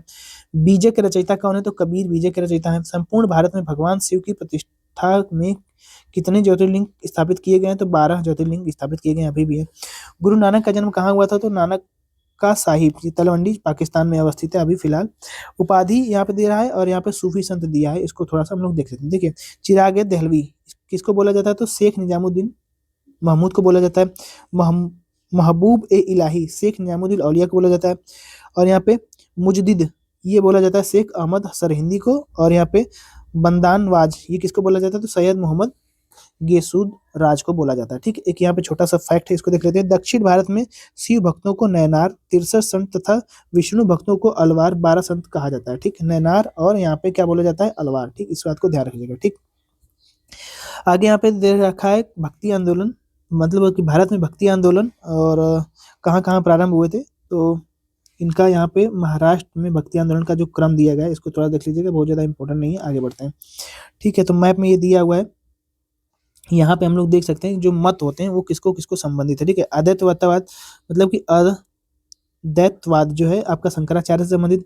विशिष्ट द्वैतवाद अनुजाचार्य से संबंधित, द्वैता द्वैतवाद ये आपका निम्बकाचार्य से संबंधित, शुद्ध द्वैतावाद वल्लभाचार्य से संबंधित, द्वैतावाद माधवाचार्य, और यहाँ पे भेदा भेदावाद ये आपका भास्कराचार्य, विशिष्ट शैव विशिष्ट द्वैतवाद ये आपका श्रीकंठ के द्वारा। बाकी यहाँ पे ये और अन्य नहीं पूछा गया है, इसमें 4-5 याद कर सकते हैं आप लोग, ये पूछ लिया जाता है बार बार, आके देख लेते हैं। संत व उनके संप्रदाय, तो रामानुजाचार्य आपका श्री संप्रदाय से संबंधित है, माधवाचार्य आपका ब्रह्म संप्रदाय से, वल्लभाचार्य आपका रुद्र संप्रदाय से, संत लाल दास आपका लाल पंथ संप्रदाय से। ठीक है, यहाँ पे संप्रदाय 23 कुल दिए गए हैं। रैदास को ध्यान रखिएगा, रैदासी संप्रदाय से जुड़े हुए थे। बाकी जो इंपॉर्टेंट था इसको हम लोगों ने देखा, इसको आप लोग थोड़ा सा एक बार देख लीजिएगा, वैसे ज्यादा जो इंपॉर्टेंट है वो ऊपर दे ही दिया गया। ठीक है, अब आ जाते हैं दक्षिण भारत में जो भक्ति आंदोलन प्रारंभ हुआ था उसमें। देखिए यहाँ पे अगर देखा जाए तो दक्षिण भारत में भक्ति आंदोलन, विष्णु भक्त शिव भक्त, विष्णु जो भक्त थे उसको अलवार कहा जाता था, जो शिव भक्त थे तो उसको नैनार कहा जाता है। और यहाँ पे जो अलवार है इसमें आपका आ जाती है तो नम्मालवार, मधुर कवि, अंडलाल, और यहाँ पे मतलब कि अंडाल, और यहाँ पे और कुलशेखर, ये बहुत ज़्यादा जरूरी नहीं है, आगे बढ़ते हैं कुछ यहाँ पे। ठीक है, इसको यहाँ पे जो फैक्ट दिया गया है मुझको इसको देख लेते हैं। देखिए, गुरु नानक देव ने सिख धर्म की स्थापना किसके शासनकाल में की है, तो सिकंदर लोदी के शासनकाल में। चैतन्य महाप्रभु किस संप्रदाय से संबंधित है, तो वैष्णव संप्रदाय से संबंधित है। तुलसीदास अकबर और जहांगीर के शासन काल से संबंधित है, मतलब उसी के समकालीन थे तुलसीदास। ठीक है, इसको ध्यान रख लीजिएगा। किस सूफी संत के विचारों को सिख के धर्म ग्रंथों मतलब कि आदि ग्रंथों में संकलित किया गया है, तो फरीदुद्दीन गंज ए शकर, जिसको बाबा फरीद के नाम से जानते हैं, इनके यहाँ पे कुछ ग्रंथ थे आदि ग्रंथ में संकलित, मतलब कि इनके कुछ विचार थे आदि ग्रंथ में संकलित किए गए। और आदि ग्रंथ किससे संबंधित है, तो ये आपका सिख धर्म से संबंधित है। ठीक है, मध्यकालीन भारत के संत जिनका नाम है रामानंद, उनका जन्म 1299 ईस्वी में हुआ था। कहाँ पे, तो प्रयाग में, यानी कि इलाहाबाद में हुआ था। ईस्टर जो त्योहार है वो आपका ईसाइयों का त्योहार है। ईसाइयों की क्या भावना होती है इसमें, तो ईस्टर में ईसाइयों की भावना देखा जाए तो सूली पर लटकाए जाने के बाद इसी दिन ईसा मसीह पुनर्जीवित हो गए थे। अब यहाँ पे देखा जाए तो भक्त तुकाराम किस मुगल सम्राट से संबंधित है, तो जहांगीर से संबंधित, इसको ध्यान रख लीजिएगा। भारत में चिश्ती सूफी मत को किसने स्थापित किया था, तो ख्वाजा मोइनुद्दीन चिश्ती ने यहाँ पे भारत में चिश्ती सूफी मत को क्या किया था, तो स्थापित किया था। ठीक है, इसको ध्यान रख लीजिएगा, इसको ध्यान रख लीजिएगा। अब यहाँ पे सूफी संत मोइनुद्दीन चिश्ती की यह मान्यता थी कि संगीत ईश्वर के निकट पहुंचने का एक साधन है। ठीक है, इसीलिए यहाँ पे जो चिश्ती संप्रदाय के लोग हैं ये आपका संगीत ज्यादा बजाते थे। ठीक है, ईश्वर केवल मनुष्य के सद्गुण को पहचानता है तथा उसकी जाति नहीं पूछता। आगामी दुनिया में कोई जाति नहीं होगी, यह सिद्धांत किस भक्ति संत का है, तो ये आपका गुरु नानक का है। अब देखिए यहाँ पे ये इनका विचार था काफी, इसको आप लोग देख सकते हैं। थोड़ा सा आगे बढ़ते हैं हम लोग, यहाँ पे अन्य की चीजें क्या मिल रही हैं इसको थोड़ा छोटा कर लेते हैं ताकि साफ दिख जाए। ठीक है, यहाँ बोल रहा है कि रामचरितमानस नामक ग्रंथ के रचयिता कौन है, तो तुलसीदास है। और प्रसिद्ध सूफी संत हाजी वारिस अली की मजार कहाँ पे अवस्थित है, तो देवा शरीफ बाराबंकी में अवस्थित है, उत्तर प्रदेश में, मतलब लखनऊ के पास में है। शेख निजामुद्दीन औलिया किसके शिष्य थे, तो बाबा फरीद के ही शिष्य थे। ठीक, आगे कह रहा है कि शेख निजामुद्दीन औलिया की दरगाह कहाँ पे अवस्थित है, तो ये आपका हजरत निजामुद्दीन दिल्ली में अवस्थित है। सिख के धर्म ग्रंथ आदि ग्रंथ में शेख फरीदुद्दीन गंज ए शकर बाबा फरीद सूफी संत के विचारों को संकलित किया गया है। अभी हम लोगों ने नीचे इसको भी देखा था। प्रसिद्ध संत सलीम चिश्ती कहाँ पे है, तो मतलब कि प्रसिद्ध जो संत है सलीम चिश्ती, इनका निवास करते थे, ये कहाँ पे निवास करते थे, तो आगरा में ये निवास करते थे, फतेहपुर सीकरी में स्थित है। शेख उल हिंद की पदवी किसे प्रदान की गई, तो शेख सलीम चिश्ती को प्रदान की गई। ईसा मसीह का जन्म पूछ रहा है, तो बेथलहम में हुआ था, वर्तमान में फिलीपींस में स्थित है, फिलीपींस में इंपॉर्टेंट है। ठीक है, ईसाइयों के द्वारा आपका गुड फ्राइडे इसीलिए मनाया जाता है। सूफीवाद सिलसिले में कौन सिलसिला संगीत के विरुद्ध था, तो ये आपका नक्शबंदी सिलसिला संगीत के विरुद्ध था। ठीक है, किस सूफी संत ने मतलब कि किस सूफी संत ने किसने कृष्ण को औलिया के रूप में माना है, तो शाह मोहम्मद गौस ने कृष्ण को औलिया के रूप मतलब कि औलिया को कृष्ण के रूप में मान लिया। ठीक है, आगे इसमें बता रहा कि 12 मासा के रचयिता कौन है, 12 मासा के रचयिता मोहम्मद जायसी। ठीक है, मलिक मोहम्मद जायसी। अब यहाँ पे दारा सिकों के द्वारा लिखित शीर्ष ए अकबर शीर्षक के अंतर्गत उपनिषदों का फारसी में अनुवाद किसने किया था, इसको ध्यान रख लेगा। यहाँ पे कृष्ण जीवन परक प्रेम वाटिका काव्य रचना किसके द्वारा की गई, तो रसखान के द्वारा की गई। निजामुद्दीन औलिया ने भेंट करने के किस सुल्तान से इनकार कर दिया था, तो औलिया ने आपका अलाउद्दीन खिलजी से मुलाकात करने से अस्वीकार कर दिया था। ठीक है, आदि शंकराचार्य द्वारा स्थापित 4 जो पीठ है उनको देख लेते हैं। श्रृंगेरी पीठ कहाँ पे अवस्थित है, तो मैसूर में अवस्थित है और राज्य कर्नाटक हो जाएगा। गोवर्धन पीठ आपका पुरी में अवस्थित है। शारदा पीठ द्वारिका में, और जो पीठ है आपका बद्रीनाथ में अवस्थित है। ठीक है, ये जगह का नाम आप लोग जानते होंगे। एक छोटा सा फैक्ट है, इसको थोड़ा सा देखिए। कह रहा है कि सनकादिक संप्रदाय के वैष्णव संत निम्बकाचार्य ने द्वैतावाद का प्रतिपादित किया था। ठीक, तो द्वैतावाद का प्रतिपादन किसने किया था, तो सनकादिक संप्रदाय के एक संत हैं जिनका नाम है निम्बकाचार्य, उन्होंने किया था। ठीक है, अब आ जाते हैं गुलाम वंश 1526 से लेके 1857, माफ कीजिए गुलाम नहीं है, मुगल है ये, यही तो सबसे ज्यादा इंपॉर्टेंट है इसमें। ठीक है, मुगल सबसे ज्यादा इसमें इंपॉर्टेंट है, इसको थोड़ा सा हम लोग देख लेते हैं। देखिए यहाँ पे जो मुगल वंश है 1526 में बाबर आता है और 1857 तक यहाँ पे देखा जाए जब क्रांति होती है उसके बाद यहाँ पे मुख्य रूप से अंग्रेजों का अधिकार हो जाता है, जैसे कि प्लासी का युद्ध हो गया, बक्सर का युद्ध हो गया, तभी से। लेकिन यहाँ पे 1857 की क्रांति तक दिया हुआ है, तो इसको हम लोग देखेंगे। ठीक है, चलिए मुगल वंश हम लोग देख लेते हैं। यहाँ पे मुगल वंश के शासक व उत्तराधिकारी, थोड़ा सा इसको हम लोग बड़ा कर लेते हैं। देखें यहाँ पे मुगल शासकों के मकबरे दिया गया, शासक दिए गए, मकबरा स्थान दिया गया। बाबर का मकबरा आगरा में, जो कि बाद में काबुल में इसको स्थापित किया गया था। हुमायूं का दिल्ली में, अकबर का सिकंदरा जो कि आगरा में स्थित है, जहांगीर का लाहौर में स्थित है, और शाहजहां का आगरा में, औरंगजेब का औरंगाबाद दौलताबाद में। ठीक है, अब हमें तैमूर के बारे में एक दो फैक्ट दिए गए हैं। देखिए तैमूर के 5वें वंश बाबर, जहाउद्दीन मोहम्मद बाबर। ठीक है, उसके बाद आपका हुमायूं होता है, बाबर के बाद हुमायूं, हुमायूं के बाद अकबर, अकबर के बाद जहांगीर, जहांगीर के बाद यहाँ पे आ जाता है शाहजहां।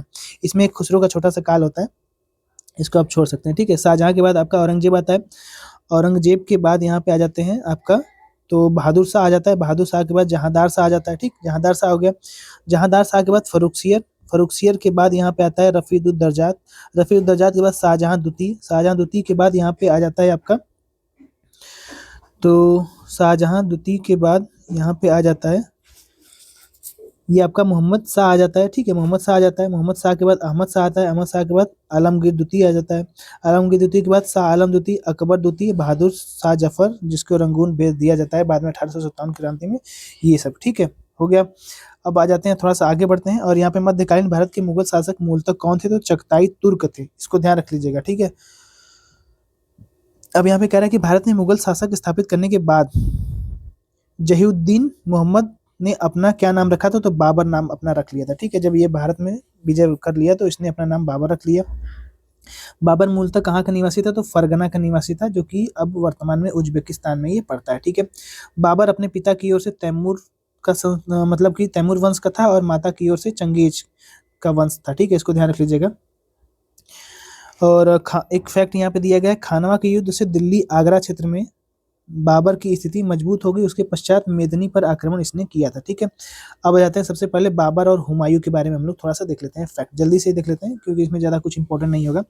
देखिए भारत में मुगल साम्राज्य की जो स्थापना होती है वो बाबर करता है। मध्यकालीन भारत में मुगल शासक का वास्तुतः कौन करता है, मतलब कौन लोग होते हैं, तो चगताई तुर्क होते हैं। ठीक है, बाबर को भारत पर आक्रमण करने के लिए यहाँ पे किसने बुलाया था, आमंत्रित किया था, ये बहुत इंपॉर्टेंट फैक्ट है। आलम खां तथा राणा सांगा ने बुलाया था। ठीक है, राणा सांगा ने जो बुलाया था उसकी जो फैक्ट है वो कहीं मिलता नहीं है, बाबर ने खुद बताया था, अपनी किताब में लिखा था बस, और कहीं से नहीं मिलता। ठीक है, पानीपत का जो प्रथम युद्ध है 21 अप्रैल 1526 को होता है बाबर तथा इब्राहिम लोदी के बीच में। ठीक है, इब्राहिम लोदी को पराजित किया था और भारत में मुगल साम्राज्य की नींव इसने डाली थी बाबर ने। ठीक, इब्राहिम लोदी को पराजित कर देगा तो लोदी वंश का संस्थापक यहाँ है, मतलब लोदी वंश समाप्त हो जाता है, और यहाँ पे आ जाता है आपका जो है कि तो ये आ जाता है आपका क्या नाम है इसका, मुगल वंश। ठीक है, मुगल वंश आ जाता है, बाबर मुगल वंश से संबंधित है। अब यहाँ पे कह रहा है कि बाबर ने किस युद्ध में तुगलक का जो पद्धति उसका प्रयोग किया था, तो पानीपत के प्रथम युद्ध में यहाँ पे तुलुगामा पद्धति का प्रयोग किया था बाबर ने। ठीक है, सबसे पहले तोपों का प्रयोग इसने यहाँ पे देखा जाए तो पानीपत के प्रथम युद्ध में किया था। बाबर ने जिहाद का एक नारा दिया था खानवा के युद्ध में। ठीक है, खानवा के युद्ध में विजय होने के पश्चात बाबर ने कौन सी उपाधि धारण की थी, तो गाजी की उपाधि धारण की थी। गाजी का मतलब होता है काफिरों, मतलब कि दूसरे लोगों को मारने वाला। ठीक, बाबर ने तुर्की भाषा में तुजु के बाबरी नामक एक आत्मकथा लिखी है, इसको कहते हैं बाबरनामा। ठीक है, बाबर ने अपनी आत्मकथा बाबरनामा में किस हिंदू राज्य का उल्लेख किया है, तो मेवाड़ और विजयनगर के बारे में इसने बताया है। ठीक है, बाबरी मस्जिद का निर्माण किसने करवाया था, तो मीर बाकी ने बाबरी मस्जिद का निर्माण कराया था। बाबर के द्वारा लड़े गए प्रमुख युद्ध कौन से हैं, तो देखिए पानीपत का युद्ध सबसे पहले लड़ता है इब्राहिम लोदी से। ठीक है, फिर खानवा का युद्ध लड़ता है आपका राणा सांगा के बीच, चंदेरी का युद्ध लड़ता है मेदिनी राय के बीच, और घाघरा का युद्ध लड़ता है आपका महमूद लोदी के बीच। ठीक है, इसकी डेट अरेंज कर लीजिएगा, मतलब 26, 27, 28, 29 है। ठीक है, उपयुक्त सभी युद्ध में बाबर क्या हुआ था, तो विजयी हुआ था।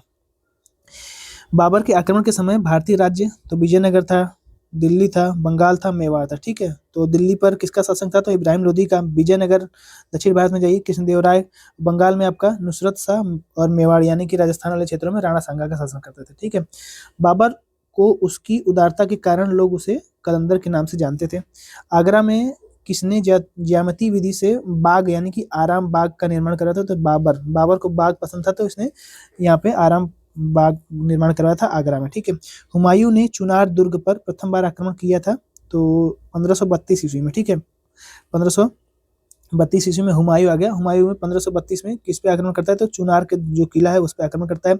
कलिंजर का अभियान इसने किया था 1530 ईस्वी में। ठीक है, हुमायूं ने ही। अब हुमायूं के बारे में पढ़ रहे हैं तो यहाँ पे कह रहा है कौन सा मुगल शासक ज्योतिष में विश्वास रखता था? तो हुमायूं। हुमायूं 7 दिन में 7 रंग के कपड़े पहनता था ना, ये ज्योतिष में विश्वास रखता था। ठीक है, 26 जून 1539 को चौसा का युद्ध होता है। इसमें हुमायूं विजयी होता है। ठीक है, मतलब कि शेरशाह सूरी से युद्ध होता है, इसमें हुमायूं विजयी होता है। शेरशाह सूरी, हुमायूं ने किसको पराजित किया था? तो शेरशाह सूरी को पराजित किया था। ठीक है, अब चौसा का युद्ध हो जाता है। चौसा के युद्ध के समय निजाम नामक एक भिस्ती ने हुमायूं की जान बचाई थी, इसलिए हुमायूं ने उसे आधे दिन के लिए बादशाह बनाया था। तो यहाँ पे युद्ध में, ये जब चौसा का युद्ध होता है ना, तो देखा जाए तो नदी में कूद जाता है, और वहां पे एक जो नाव चलाने वाले होते हैं उन्होंने इसकी जान बचाई थी, तो इसने आपके कहा जाए तो एक दिन के लिए इसमें राजा बनाया था। ठीक है, किस युद्ध में पराजित होने के पश्चात हुमायूं को दिल्ली की गद्दी छोड़कर के भागना पड़ा? तो बिलग्राम का जब युद्ध होता है, जिसको कन्नौज युद्ध के नाम से जानते हैं, 1540 में। इसके बाद से जो है हुमायूं वो दिल्ली छोड़ करके भाग गया था। ठीक है, किस युद्ध में विजय के पश्चात हुमायूं दिल्ली का पुनः आक्रमण, मतलब दिल्ली पे पुनः जीत लेता है? तो सरहिंद का युद्ध होता है 1555 में। उसके बाद से ये आपका दिल्ली पे जीत लेता है। ठीक है, और 1556 में हुमायूं की मृत्यु हो जाती है सीढ़ियों से गिर करके। ठीक, दीनी पनाह एक पुस्तकालय वहीं से। स्वर्ण का सिक्का जारी करने वाला प्रथम मुगल शासक कौन था? तो हुमायूं था, इसने सबसे पहले सोने का सिक्का जारी किया था। हुमायूं के मकबरे का निर्माण उसकी पत्नी हाजी बेगम के द्वारा दिल्ली में करवाया गया। श्वेत संगमरमर से निर्मित यह भारत का पहला दोहरे गुंबद वाला मकबरा है। ठीक है, एक छोटा सा फैक्ट है यहाँ पे, इसको देख लेते हैं। यहाँ पे बताया गया कि लेन पुल एक लेखक है, उसने हुमायूं पर टिप्पणी करते हुए कहा है कि हुमायूं जीवन भर लड़खड़ाता रहा, और लड़खड़ाते लड़खड़ाते सीढ़ियों से गिर करके इसकी मृत्यु हो गई। ठीक है, अब जाते हैं शेरशाह सूरी यानी कि सूर वंश के बारे में थोड़ा सा यहाँ पे दिया गया, इसको देख लेते हैं। देखिए, 1540 से 45 के बीच में यहाँ पे जो मुगल काल है ना, उसमें एक छोटा सा काल सूरवंश का आता है। तो शेरशाह सूरी 1540 से 45 तक यहाँ पे दिल्ली पर आपका देखा जाए तो अधिकार करता है, उसके बारे में यहाँ पे थोड़ा सा बताया गया है। और ठीक है, इसको देख लेते हैं यहाँ पे क्या दिया गया है। तो शेरशाह सूरी का साम्राज्य जो 5 वर्ष तक रहता है शेरशाह सूरी, उसके साम्राज्य के बारे में बताया गया है। इसमें उत्तर प्रदेश, और यहाँ पे देखा जाए तो दिल्ली, थोड़ा सा मध्य प्रदेश, बिहार, झारखंड वाला क्षेत्र आ जाता है, मतलब उत्तर भारत का लगभग सारा क्षेत्र आ ही जाता है। ठीक है, और यहाँ पे क्या दिया गया इसको देख लेते हैं थोड़ा सा। देखिए, यहाँ पे दिल्ली में दूसरा अफगान वंश का संस्थापक शेरशाह सूरी को माना जाता है।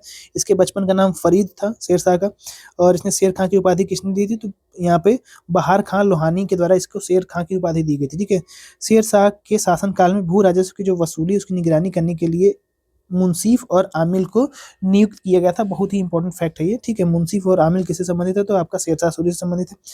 कन्नौज के युद्ध में हुमायूं को पराजित किया था, तो शेरशाह सूरी के द्वारा कन्नौज के युद्ध में हुमायूं को पराजित कर दिया गया था। ठीक है, आगे यहाँ पे फैक्ट है, शेरशाह का मकबरा कहाँ पे है? तो सासाराम बिहार में अवस्थित है। ठीक, और कृषकों की सहायता के लिए पट्टा और कबूलियत एक व्यवस्था है, उसको किसने प्रारंभ किया था? तो शेरशाह सूरी ने। ग्रैंड ट्रंक रोड जो है कि दक्षिण से उत्तर की, मतलब कि माफ कीजिए, दक्षिण नहीं, पूरब से यहाँ पे देखा जाए तो जो ये आपको यहाँ पे दिख रहा है। ठीक है, यहाँ पे ये दिख रहा है आपका, मान लीजिए कि कोलकाता से लेकर के लाहौर तक एक रोड बनवाई थी शेरशाह सूरी ने, उसके बारे में यहाँ पे बताया गया है। ग्रैंड ट्रंक रोड इसका नाम है, शेरशाह सूरी ने करवाया था। शेरशाह सूरी की मृत्यु कहाँ होती है? तो कलिंजर में होती है, बांदा में है, ये किला है। ठीक है, इसको लड़ाई करते समय इसकी मृत्यु हो गई थी यहाँ पे।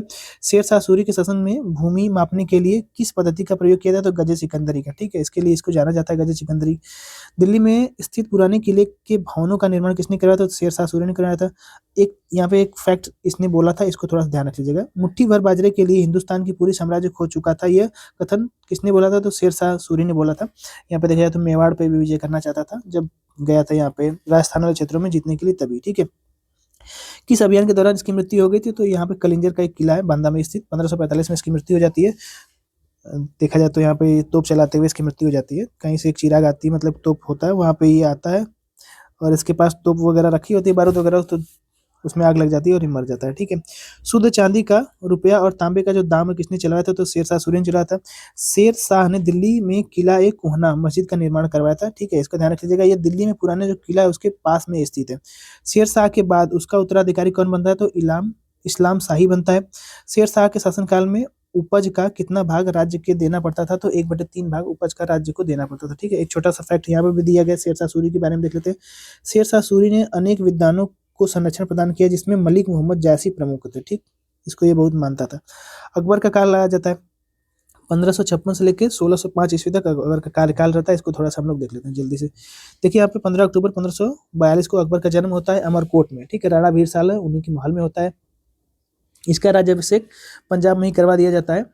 अकबर जब यहाँ पे देखा जाए तो हुमायूं की मृत्यु हो जाती है, तो इसका जो राज्याभिषेक है पंजाब में ही करवा दिया जाता है। ठीक है, अकबर ने अपने संरक्षक जो बैरम खां हैं उनको कौन सी उपाधि दी थी, तो खान की उपाधि इसने दी थी। ठीक है, अकबर ने सबसे पहले वैवाहिक संबंध स्थापित किया था किसके बीच, तो कछवाहों के बीच। 5 नवंबर 1556 को मुगल सेना में हेमू के मध्य पानीपत का दूसरा युद्ध होता है, जिसमें हेमू की पराजय हो जाती है। ठीक है, तो हेमू इसमें क्या हो जाता है, हार जाता है। आगे कह रहा है कि सूफी संत के दर्शन के लिए अकबर उसके दरबार में अजमेर जाया करते थे, तो उनका नाम है आपका ख्वाजा मोइनुद्दीन चिश्ती। ठीक है, अकबर के शासनकाल में प्रचलित यहाँ पे भू राजस्व व्यवस्था की एक प्रसिद्ध नीति है आईने दहसाला। एक इससे संबंधित आपका टोडरमल के द्वारा ये लाई गई थी। ठीक है, आईने दहसाला ये सीधे सीधे पूछ लेता है। अकबर के द्वारा सभी धर्मों में सामंजस्य स्थापित करने के लिए 1582 ईस्वी में यहाँ पे एक धर्म की स्थापना की थी, उसका नाम है आपका दीन इलाही। ठीक है, दीन इलाही धर्म को स्वीकार करने वाला एकमात्र हिंदू कौन था, तो बीरबल थे। ठीक है, इसको ध्यान रख लीजिएगा। महाभारत का फारसी में अनुवाद रजमनामा में किया गया है, जिसको फैजी के नेतृत्व में किया गया था। ठीक है, और बदायूनी भी इसमें शामिल है। 1578 ईस्वी में अकबर के द्वारा इबादत खाना की स्थापना की गई थी सभी धर्मों के बारे में जानकारी लेने के लिए, और ये कहाँ पर अवस्थित है, तो फतेहपुर सीकरी में अवस्थित है। अकबर की विजय, गोंडवाना विजय किया था 1564 में, चित्तौड़ विजय किया था 1567 में। देखिए अकबर के बारे में अगर क्वेश्चन आएगा तो सीधे सीधे अरेंज करने के बारे में आएगा, क्योंकि इसने एक ही कार्य को कई बार किया है। ठीक है, कलिंजर विजय आपका 1570 में, अजमेर का विजय माफ कीजिए यहाँ पे आमेर है, आमेर के 1562 में, मारवाड़ का 1570 में, हल्दी घाटी का युद्ध 1576 में, और यहाँ पे असीरगढ़ का जो किला है इसको इसने जीत लिया था 1601 ईस्वी में। लास्ट सबसे आखिरी यही है इसका। ठीक है, अब यहाँ पे क्या है, अकबर के समकालीन जो शासक थे कौन कौन थे, इसको थोड़ा देखिए। तो देखिए ये पूछ लेता है, इंग्लैंड में उस समय महारानी एलिजाबेथ थी। ठीक है, 1558 से लेकर 1603 तक। फ्रांस में उसमें सम्राट हेनरी चौथे थे 1553 से लेकर 1610 तक। और ईरान में उसमें शाह अब्बास 1588 से 1629। रूस में यहाँ पे जरवाइन बेसिलियोविच इनका कार्यालय 1530 से लेकर 1584 तक। ठीक है, अब जाते हैं थोड़ा सा आगे। अकबर ने बंगाल तथा बिहार को किस वर्ष मुगल साम्राज्य में मिलाया था, तो 1576 में मिला लिया था। किस मुगल बादशाह के विरुद्ध जौनपुर से फतवा जारी किया गया था, तो अकबर के शासनकाल में। अकबर के द्वारा श्रेष्ठतम इमारत कहाँ पर निर्मित की गई थी, तो फतेहपुर सीकरी में बनाई गई थी। अकबर नामा की रचना किसने की है, अबुल फजल ने। जैन संत अकबर और जगत गुरु की उपाधि किसको दी गई, तो आचार्य जो थे हरिविजय सूरी इनको दी गई है। ठीक है, इस बात को ध्यान रख लीजिएगा। अकबर के द्वारा फतेहपुर सीकरी में बुलंद दरवाजा का निर्माण कराया गया था, किस लिए, तो गुजरात विजय के बाद। अमेरिका की खोज अकबर के समय में ही हुई थी। यहाँ पे देखा जाए तो अबुल फजल कह रहा है कि अमेरिका की खोज का उल्लेख किस मध्यकालीन भारतीय लेखक ने किया था, तो अबुल फजल के द्वारा। ठीक है, अकबर के यहाँ पे देखा जाए तो महत्वपूर्ण कार्य को देख लेते हैं। दास प्रथा का अंत इसने किया था 1562 में, ये डायरेक्ट पूछ लेता है। अकबर को यहाँ पे हरम दल से मुक्ति 1562 में। तीर्थ यात्रा कर इसने समाप्त किया था 1563 में। जजिया कर समाप्त किया था 1564 में। राजधानी आगरा से फतेहपुर सीकरी बनवाया था 1571 में। इबादत खाने का निर्माण 1575 में, ये डायरेक्ट पूछ लेता है। इबादत खाने में सभी धर्म को लाया था कब, तो इसके निर्माण के 3 वर्ष बाद 1578 में। ठीक है, मजहर की घोषणा किसने की थी, मतलब कब की गई थी, तो 1 वर्ष के बाद, मतलब कि 1579 ईस्वी में। ठीक है, दीन इलाही की स्थापना 1582 में, ये चीज ध्यान रखिएगा, दीन इलाही डायरेक्ट पूछ लेता है। आगे इसमें बताया गया कि इलाही संवत की शुरुआत 1583 में और राजधानी लाहौर स्थानांतरित किया था 1585 ईस्वी में। ठीक है, एक छोटा सा फैक्ट है यहाँ पे देख लेते हैं। अकबर के नवरत्नों में से एक तानसेन महान संगीतचार्य थे, गुरु हरिदास के शिष्य थे। ठीक है, आगे देख लेते हैं हम लोग। प्रसिद्ध चित्रकार दशवंत किस मुगल सम्राट से संबंधित है, तो आपका अकबर से संबंधित है। जब्ती प्रणाली किसके द्वारा प्रारंभ की गई थी, अकबर के द्वारा। 1576 ईस्वी में मेवाड़ के शासक जो महाराणा प्रताप तथा अकबर के सेनापति मानसिंह के मध्य हल्दी घाटी का युद्ध हुआ था, जिसमें महाराणा प्रताप की पराजय हुई थी। 1601 ईस्वी में अकबर ने अपना अंतिम अभियान किया था, कहाँ पे? असीरगढ़ का किला खानदेश में, ठीक। अकबर ने किस प्रसिद्ध चित्रकार को सीरी कलम की उपाधि दी थी? तो इनका नाम था अब्दुस समद, ठीक है, अब्दुस समद इनका नाम था, ठीक है। बीरबल के बचपन का नाम क्या था? तो महेश दास। ग्वालियर में स्थित गुजरी महल, ये आपका किससे संबंधित है? तो मानसिंह से संबंधित है, ठीक है। अब यहाँ पे क्या दे रखा है, थोड़ा सा इसको देख लेते हैं। अकबर के दरबार में आने वाला प्रथम अंग्रेज कौन था? तो रॉयल फिंच था, ये पूछ लेता है। अकबर ने जारी कलम की उपाधि किसके प्रदान की थी? तो मोहम्मद हुसैन को। लीलावती नामक एक गणित की पुस्तक का फारसी में अनुवाद किसने करवाया था? फैजी ने किया था, ठीक है। मतलब कि अकबर के समय में हुआ था, फैजी ने किया था। ईस्ट इंडिया कंपनी की स्थापना अकबर के शासनकाल में ही हो गई थी। अबुल फजल की हत्या यहाँ पे देखा जाए तो जहांगीर के द्वारा की जाती है, ये चीज इंपॉर्टेंट है, ठीक है। 1582 ईस्वी में टोडरमल को कौन सा पद दिया जाता है? तो दीवाने असरफ का पद दिया जाता है टोडरमल को, ठीक है। आईने दसाला पद्धति इससे संबंधित है, ठीक है। अकबर की प्रमुख जो विजय है वो कौन कौन सी है? तो पानीपत का दूसरा विजय अकबर 1526 में करता है, ठीक। उसके बाद आपका गोंडवाना विजय करता है 1564 में, चित्तौड़ विजय करता है 1568 में, मारवाड़ का विजय करता है 1570 में, हल्दी घाटी के युद्ध लड़ता है 1576 में, और असीरगढ़ का किला इसका सबसे आखिरी है, ये जीतता है इसको बांदा में, ये माफ कीजिए यहाँ पे असीरगढ़ का किला, यहाँ पे मतलब कि असीरगढ़ को ये जीतता है, ये शायद इसको आप लोग थोड़ा सा देख लीजिए कहाँ पे स्थित है। अकबर के नवरत्न यहाँ पे दिया गया, इसको थोड़ा सा हम लोग देख लेते हैं, ठीक है। तो बीरबल, अबुल फजल, तानसेन, और यहाँ पे अब्दुल रहीम खाने खाना, मान सिंह, राजा टोडरमल, फैजी, और यहाँ पे फकीर अजीदुद्दीन, और यहाँ पे मुल्ला दो प्याजा, ठीक। ये अकबर के नवरत्न थे, इनके काम यहाँ पे दिए गए हैं। बीरबल नवरत्न में सबसे बुद्धिमान माना जाता है, और अबुल फजल कौन थे? तो एक सूफी शेख थे, ठीक है। मतलब कि सूफी शेख मुबारक के पुत्र थे। इनका जन्म यहाँ पे देखा जाए तो 1550 में हुआ था। अकबरनामा व आईने अकबरी इन्होंने ही लिखा है, ठीक है। अबुल फजल है। अब तानसेन, तानसेन यहाँ पे देखा जाए तो मिर्जा तानसेन, ग्वालियर में इनका जन्म हुआ था। ये संगीत से संबंधित थे। अब अब्दुल रहीम खाने खाना, बैरम खां को इसने उपाधि दी थी, ठीक है, इसको ध्यान रख लीजिएगा। राजा मान सिंह तो भारमल के पुत्र थे और भगवान दास के पुत्र थे ये। इन्होंने अकबर के साम्राज्य विस्तार में काफी महत्वपूर्ण भूमिका निभाई थी। राजा टोडरमल तो ये आपका सीतापुर से थे, ठीक है, लखनऊ के बगल में सीतापुर से थे ये। और यहाँ पे देखा जाए तो इनकी प्रसिद्ध मुख्य का इनकी प्रसिद्धि का मुख्य जो कारण है इनके द्वारा किए गए भूमि सुधार को माना जाता है, ठीक है। दीवाने अशरफ के पद पे इनको नियुक्त किया गया था। फैजी जो थे आपका, ये अबुल फजल के बड़े भाई थे। इन्होंने महाभारत और श्री भगवत गीता का फारसी में अनुवाद किया था, ठीक है, फैजी ने। फकीर जियुद्दीन, ये आपका अकबर के निजी हकीम यानी कि चिकित्सक थे, ठीक है, और उनके मित्र भी थे। मुल्ला दो प्याजा अपनी बुद्धिमानी और यहाँ पे वाक्पटुता के कारण नवरत्नों में सबसे मतलब कि नवरत्नों में शामिल हो गए थे, ठीक है। आगे देख लेते हैं, एक छोटा सा यहाँ पे फैक्ट दिया हुआ है इसको भी। तो अकबर ने भारमल की जो पुत्री है हरखा बाई अथवा जोधा बाई से विवाह किया था, जिससे जहांगीर यानी कि सलीम का जन्म हुआ था। अब आ जाते हैं जहांगीर के बारे में थोड़ा सा देख लेते हैं। इसका जो कार्यकाल है 1605 से लेकर के 27 तक रहता है, और इसी में शाहजहां को भी हम लोग देख लेंगे साथ में, ठीक है। तो 1627 से लेकर 1658 ईस्वी तक ये आपका शाहजहां रहता है। थोड़ा सा देखिए यहाँ पे, देखिए वर्ष 1605 ईस्वी में जहांगीर का राज्याभिषेक किया जाता है आगरा में। इसकी जो जहांगीर की पत्नी होती है नूरजहां, उसका बचपन का नाम मेहरुनिसा था। जहांगीर से विवाह के पश्चात नूरजहां ने नूरजहां गुट का निर्माण किया था। इसी गुट के प्रमुख जो सदस्य थे और शहजादा खुर्रम बाद में शाहजहां बनते हैं। और यहाँ पे देखा जाए तो अस्मत बेगम नूरजहां की माँ थी, ठीक है। इत्मादुद्दौला या फिर मिर्जा गियास बेग नूरजहां के पिता थे।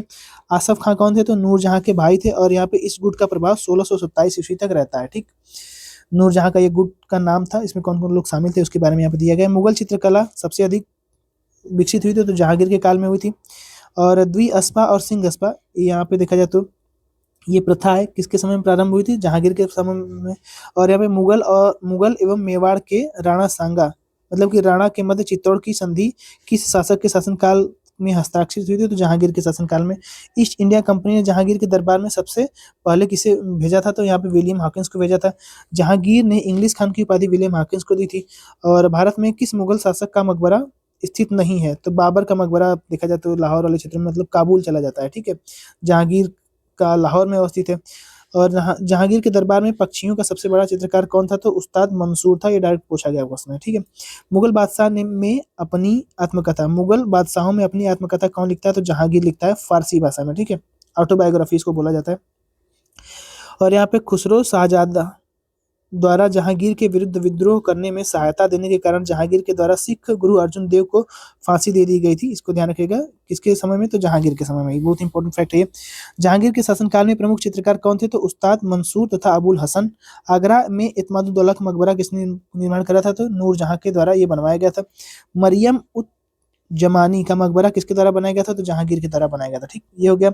गुलाब से जो इत्र बनाने की विधि है, इसको विकसित किया था असमत बेगम ने। ये नूरजहां की माँ थी। ठीक है।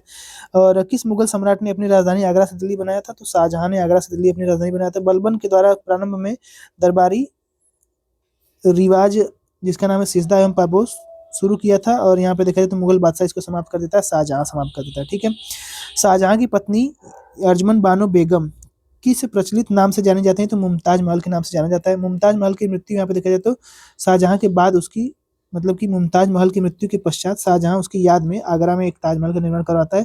ताजमहल का वास्तुकार कौन था, तो उस्ताद अहमद लाहौरी था। ठीक है। मयूर सिंहासन शाहजहां से संबंधित है, इसको तख्ते ताउस बोला जाता है। शाहजहां के काल को किस इतिहासकार ने मुगल साम्राज्य का स्वर्ण युग कहा है, तो एल मतलब कि A.L. श्रीवास्तव ने इसको इतिहास मतलब कि स्वर्ण युग कहा है। मुगल शासनकाल में सबसे ज्यादा स्वर्ण युग किसको कहा है, मतलब शाहजहां के काल को कहा है। ठीक है। अपनी सहिष्णुता तथा उदारता के कारण किसे लघु अकबर कहा जाता है, तो दारा सिकोह को कहा जाता है। शाहजहां का ये पुत्र था। उपनिषदों का फारसी में अनुवाद शाहजहां के शासनकाल में शहजादे दारा सिकोह ने सर-ए-अकबरी शीर्षक के नाम से किया था। ठीक है, इसको ध्यान रख लीजिएगा। और यहाँ पे स्थापत्य कला का स्वर्ण काल किस मुगल शासनकाल को माना जाता है, तो शाहजहां को माना जाता है। हिंदू तथा ईरानी वास्तुकला का सबसे पहले समन्वय किसने करवाया था, तो ये आपका शाहजहां ने करा था। ताजमहल में इसका ये जो इमारत है वो देखने को मिलती है, हिंदू और ईरानी। ठीक है। ईरान के जो शासक है, ईरान के शाह तथा मुगल शासक के मध्य विवाद का मुख्य जो क्षेत्र था वो आपका कंधार था। ठीक है। कंधार को लेकर के इनके बीच में युद्ध हुआ करता था। शाहजहां को कोहिनूर हीरा किसके द्वारा उपहार में दिया गया, तो मीर जुमला के द्वारा। दिल्ली में स्थापित जो लाल किला है उसका निर्माण किसने करवाया था, तो शाहजहां ने करवाया था। शाहजहां के द्वारा शाह बुलंद इकबाल की उपाधि किसने दी थी, तो दारा सिकोह के द्वारा दी गई थी। ठीक है। एक छोटा सा फैक्ट यहाँ पे दिया गया, इसको देख लेते हैं। जहांगीर की आत्मकथा तुजू के जहांगीरी नाम से प्रसिद्ध है, जिसे पूर्ण करने का जो श्रेय है आपका मोतिया बिंद खां को दिया जाता है। मौत बिंद, ये थोड़ा सा यहाँ पे मौत बिंद लिखा हुआ है, इसको थोड़ा सा ध्यान रखिएगा। ठीक है। अब आ जाते हैं औरंगजेब। तो औरंगजेब का जो कार्यकाल है इसको देख लीजिए, यहाँ पे 1658 से लेकर 1707 तक रहता है। इसके बाद यहाँ पे मुगल काल समाप्त हो जाएगा, मतलब कि मुगल काल का पतन होना प्रारंभ हो जाएगा। ठीक है, इसको देख लेते हैं जल्दी से।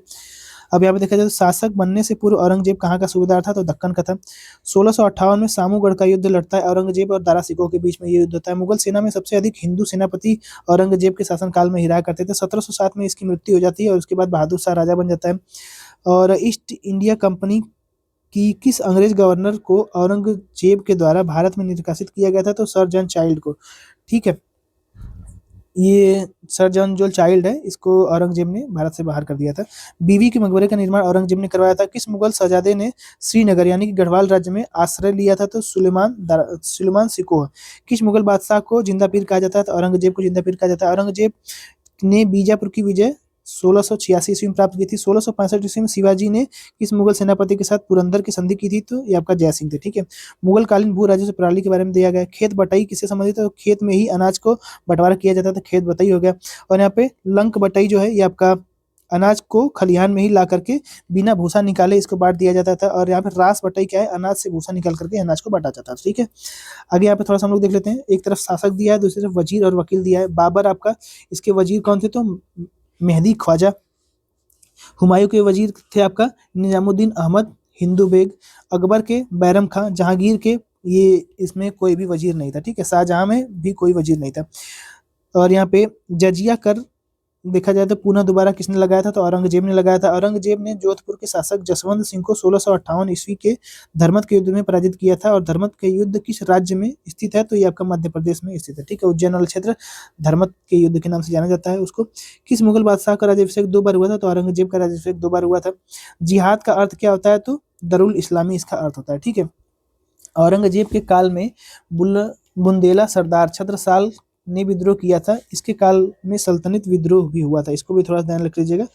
आगे कह रहा है कि किस मकबरे को द्वितीय ताजमहल कहा जाता है, तो रबिया उद दौरानी का मकबरा यहाँ पे देखा जाता है, जिसको बीबी के मकबरा के नाम से जानते हैं। इसको दूसरा ताजमहल कहा जाता है, ये महाराष्ट्र के औरंगाबाद में अवस्थित है, ठीक है, इसको ताजमहल की नकल भी माना जाता है। दिल्ली के लाल किला में स्थित मोती मस्जिद का निर्माण औरंगजेब ने करवाया था। औरंगजेब ने दक्षिण में किन दो राज्यों को विजय किया था, तो बीजापुर और गोलकुंडा को इसने जीत लिया था, ठीक है। अब यहाँ पे इसको थोड़ा छोटा कर लेते हैं, साफ दिख जाएगा। मुगल कालीन सूबों की संख्या, देखिए यहाँ पे देखा जाए तो अकबर के समय जो सूबे थे ना मुगल काल में, वो 12 सूबे थे। जहांगीर में आपका 15, शाहजहां में 18 और औरंगजेब में आपका 20 और 21 सूबे थे। ये चीज ध्यान रख लीजिएगा प्लीज, यहाँ पे ये पूछ लेता है सबसे ज्यादा सूबे किसके काल में थे, तो औरंगजेब के काल में थे, ठीक है। इसको ध्यान रख लीजिएगा। यहाँ पे एक फैक्ट दिया हुआ है, इसको भी हम लोग देख लेते हैं। औरंगजेब ने हिंदू त्योहारों को सार्वजनिक रूप से मनाए जाने तथा सार्वजनिक नृत्य व संगीत पर प्रतिबंध लगा दिया था, ठीक। अब मुगल कालीन प्रशासन आ जाते हैं। मुगल कालीन प्रशासन के बारे में एक छोटा छोटा फैक्ट है, इसको भी पढ़ना आवश्यक है क्योंकि यहाँ से ही क्वेश्चन ज्यादातर आते हैं, ठीक है। तो इसको जल्दी से हम लोग कंप्लीट करते हैं। कह रहा है कि किस शासक ने राम सीता की आकृति वाले रामसीय देवनागरी लेख से युक्त सिक्के चलवाए थे, तो अकबर ने चलाए थे। मुगल काल में प्रचलित तांबे के सिक्के क्या कहलाते थे, दाम कहलाते थे, ठीक है। और यहाँ पे मुगल प्रशासन के अंतर्गत जिले को किस नाम से जाना जाता था, सरकार नाम से। मध्यकाल में बटाई शब्द लगान निर्धारण की विधि से संबंधित है। विद्वानों को दी जाने वाली राजस्व मुक्त अनुदान जो भूमि होती है उसको मद ए माश के नाम से जानते हैं। बहुत ही इंपॉर्टेंट फैक्ट है ये, ठीक है। दिल्ली का वह शिक्षा केंद्र मदरसा ए बेगम कहलाता था, जिसके द्वारा स्थापित किया गया था, तो महामनगा के द्वारा। ये चीजें भी ध्यान रख लीजिएगा, महामनगा के द्वारा यहाँ पे दिल्ली में एक मदरसा ए बेगम का निर्माण करवाया गया था, ठीक है। मुगल काल में राज्य की आय का प्रमुख स्रोत क्या था, तो भू राजस्व, ठीक है। आगे कह रहा है कि यहाँ पे किस मुगल सम्राट ने तंबाकू के प्रयोग पर प्रतिबंध लगा दिया था, तो जहांगीर ने तंबाकू के प्रयोग पर प्रतिबंध लगा दिया था। और किस विदेशी यात्री को मुगल सेना में किसे चिकित्सा नियुक्त किया गया था, तो निकोलाओ मनुची को।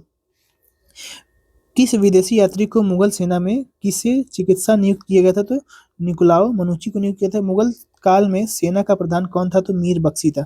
अब यहाँ पे मनसबदारी जो प्रथा थी मुगलों की, उसके बारे में थोड़ा सा एक दो फैक्ट दिया है, देख लेते हैं। संस्थापक अकबर है, प्रारंभ 1575 में होता है। अर्थ मतलब इसका जो पद है वो आपका पद या श्रेणी, इसका उद्देश्य था प्रशासन का संचालन करना, ठीक है, मनसबदारी प्रथा का।